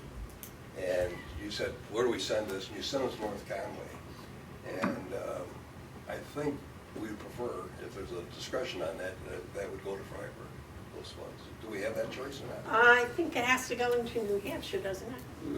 No, you had the decision, what do we do with this, is a check per, it's $500, something like that. Yeah. And you just said, we'll send it to North I'll have Conway. to check the RSA, but I think. But that was the answer that we got that day, that it had to go to a New Hampshire school. Oh, did it? Is that right? Yes, and so. So we felt we confident would not have the option, even if our students are going to Freiburg. That's our But understanding. we can check that out again second. Yeah. Yes, sir. Henry Barber from Green Drive. I feel really uncomfortable with this conversation about the pilot program. I think Terry made a good stab at bringing this forward, and I just felt like I could kick down the can get kicked down the road. I'd like to see 3 things. I'd like to see some definitive answer on how long something that's taken 6 weeks to work through the system will take before we have an answer on our application. Where is it? Approximately when will we see some results, so that our group here doesn't have to push this board and various other people that are helping the board, on this program. This is ridiculous. 6 weeks is ridiculous, and we have no answer. It should have happened before somebody left for Africa. The second thing I'd like to have is there's a lot of confusion about this pilot program in 49 states versus New Hampshire, and how it's administrated and why we get the funds and everything else. And I'd like to see the selectmen give us some definitive description of what this program is, so that we don't chase our tails. And the third thing I'd like to see is that right now our buddy down there in Washington is running $1 trillion deficit. I know that offends some people in this room, but I think the door could snap on any funds being released for anything at any time. And I'd like to know what the selectmen's intention is on crediting back the $46,000 from the past and the $3,600 from this year, if in the event we do not get our money. And that can be a credit against the taxes that this association pays Carroll County. Those are the 3 things I'd like to see. And if I saw them in writing from you guys, then I'd feel a lot more comfortable that we didn't just waste 50 minutes. I believe that I had just given a statement that we would follow this through and we would straighten it all out for you. And when is that? I cannot tell you a timeline for 2 reasons. Number 1, I'm not in charge of everything. And number 2, The government's involved in this. I'm sorry, but that's the truth. If it were, I tried for 3 weeks just trying to get in touch with the Department of Interior to get some definitive answers. And, filling out the application and having it come to the commissioners and the commissioners signing it as your selectman, it was my understanding it was immediately sent to Kathy Golding, for her to. That was your understanding, but you don't know. I do not know, and Kathy That's my unfortunately point. is not here. That's my point. That's my point exactly. Okay. Is you understand this, so-and-so understands that, and so-and-so understands that, and everybody in this room understands something different. And everybody in this room, I can assure you, heard something different. Okay? I'm sure. So and that's and they deserve that right, because it's not been clear to them. And so all I'm asking you is to get back on those 3 points and tell us where it is and when it's going to happen. It's the United States government. If you tell us 6 months and in 5 months you come back to us and tell us you just got a letter and they've stalled on you, that's fine. But right now we don't know anything. And 6 weeks is ample enough time to have come prepared to this meeting to tell us something. I did not know that's what this meeting was about, sir.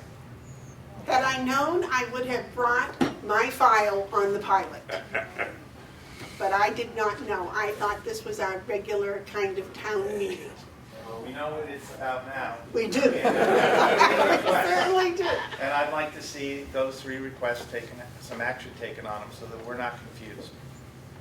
All right. As far as the pilot program itself, I think the Department of Interior website has a very good description of the pilot program.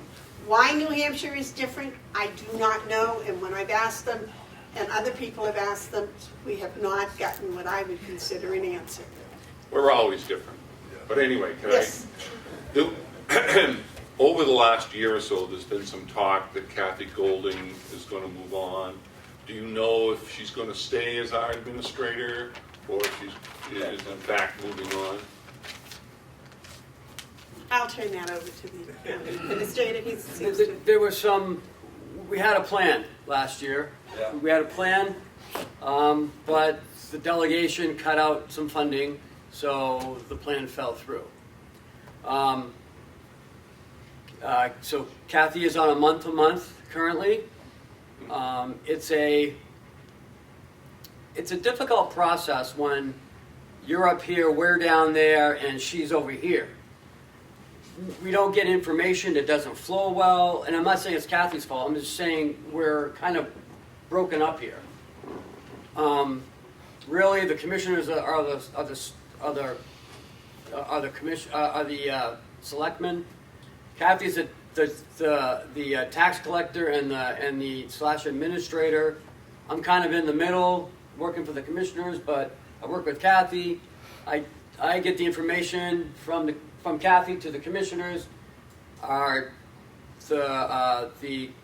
county treasurer is involved in it, so there's all these different roads now that everyone's hands in it. So I don't know where the information goes. I don't know who's doing the information. I think we got to, we got to get back to, is Kathy staying? I didn't know she was leaving. We had a plan, but that plan is no longer viable. Kathy will remain, as far as I know, until the commissioners or she determine otherwise. Again, on the pilot question, who is our point person on your end? If we have a question, I'd say you to Kathy. I'd say Kathy. I mean, Kathy's the one that does all the taxes. I don't have any information. I don't, I know how much you pay in taxes, but I don't have the day-to-day, responsibility like she does. I know she's here once a week for 2 hours. I don't even know where does she come here or? Does she come here? Yeah. We have a little office down the hill and. Right, down at the garage. Yeah, okay. down that way, I should say. Because I know we had a phone, but then we didn't have a phone, and I don't know if we still have a phone. I think she's using our phone. Okay. Our bags. So, we just got to figure out how the information is going to be flowing. Yes, ma'am. Where is the application right now? Do we know where it is? The last I knew it was in the mail, but But that was 6 weeks ago. I was saying, so physically, we need to figure out where that application is. That can't be a hard question. And I think I would ask the select men here to please give us an answer within 48 hours as to where the application physically is. Because I'm still sitting here confused as to why it takes 6 weeks for it to be mailed from Conway to God knows where. So I'd like to know where the application is physically. Well, the last we knew it was mailed in Ossipee, correct? or But where is it going? Joe took it with him to meet with Kathy. Where is it going? It is going to Kathy, who is going to finish whatever needs to be done on it, and then it will go to the Department of Interior. And you just said this person Kathy is working, might leave. So are I we, didn't say that. No, she's working on a month-by-month contract. May I ask why Kathy isn't here? yeah, why? I do not know. I had expected her to be here. Okay, so she was invited to be here. I saw her last week, and I did tell her we were having a meeting, but And what was her excuse? I Can't ask those questions anymore. And Kathy's here Saturday, right? Yeah. Right? Is any, are you gonna be here on Saturday? I will try and talk to her. I will also email her. 'Cause I can't be here down below. Yeah, I'll email her after this meeting and Okay. try and get that My answer. question to everyone in the room is there a way that the selectmen can communicate with everybody at once? Do you have a? Well, Raise. Yeah. Me. We can, Joey's has a mailing list that distributes to everyone in Hale's location. It does not go currently to Carlton or the other two homeowners that are not in the association, but we can try. we can put them on there. I'll try and get the area. Gary may have those, so if you get it to us, Give me the email address. we can get it to Well, I everybody. think get it to Joey, so we'll get it to the world. Yeah, we'll Right. get it to, if we'll get it to Carlton, we'll get it to, If you stick Frank. with the Rancourt. whole town, Whoever what the you other one include? is. Yeah. I think we might have invited, I don't know, did you invite Carlton to the meeting? He said, why didn't we? Did I invite? Well, no. I didn't. That's just, I actually. mean, I their was talking, I properties didn't are think not part of the successor. You know, and we're kind of careful that in this meeting, that's, you know, we present, it's the taxpayers talking to the commissioners, it's not the Hales Vocational Owners Association. We really understand that we have no legal standing in this conversation here, so. I'd just like to add Yes. one quick thing to what he said. It's the taxpayers and the voters who we're talking about, not just taxpayers. We know one guy who got elected a few years ago because of Hale's location. 98% voter turnout. One guy didn't go.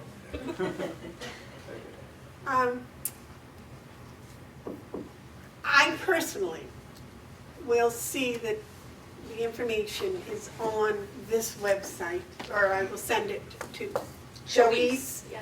and she can disseminate it to everybody. Thank you. Any questions? I would suggest that you either email, it's on the website, the county website. Each commissioner has their own private email. And the office has a phone number that you can call. And, you know, I feel badly that you don't feel that we were as open as we might have been. And yet we don't come up here as often. Once a year probably may not be often enough. Maybe we should make it quarterly instead. I don't know if you want to host us quarterly or not. Once a year is fine. Once a year, and we appreciate you coming, we really do. I mean, it's a great thing. I know many of you are coming a long way, and we have just, this is a wonderful thing that you're taking this time, because, you know, it's an hour up here and then an hour here and an hour back, you know, to talk to us about what our concerns are. And, you know, I personally think it's a wonderful thing. Well, that's what we get paid the big bucks for. Madam Chairman? Yes, David. I think you folks ought to know that last week we decided to go out to bid for your ambulance contract because it was getting out of hand, and see what we can do. Very good, thank you. Well, if there are no other questions in the way, I want to thank you for coming, and it was not intended to be an ambush today. We did, You got broad shoulders. A number of our taxpayers did send a letter a couple weeks ago, just, and I don't know if that was supposed to be the heads up, but did express a concern from the community about the pilot situation. And there's probably 133 homes plus a hotel in this neighborhood, and we're all very confused as to exactly where this thing stands. And so we appreciate you hearing us out today, and we look forward to some answers and some information. Were there any other questions from the group? Okay. All right, then to follow our formal procedure, first of all, I want to thank you all for having us. It's always a nice trip up here, it really is. It's always interesting.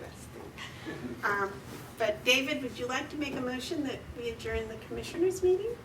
I'll make a motion, Madam Chairman, that we adjourn the commissioners' meeting. And I'll second it. Motion's been made and seconded to adjourn. All those in favor say aye. Aye. Aye. So we're adjourned. Now you can go on and do the rest of your meeting. Can I, Madam Chairman, can I tell a quick anecdote about where this might have gone in 6 weeks? Oh, here we go. Okay. This is about Russia. A few years ago, I sent my money into to renew my subscription to the Independent, and I live 4 miles from the post office in Ossipee. No subscription, stopped. 4 months later, this was the first week of January. 4 weeks later, 4 months later, the first week of April, I got my money returned. It went to the Independent from the American Embassy in Moscow, Russia. So it went from Wolfboro to Russia. It's collusion. There you go. There you go. Well, thank you. That's Thank you. Thanks a lot.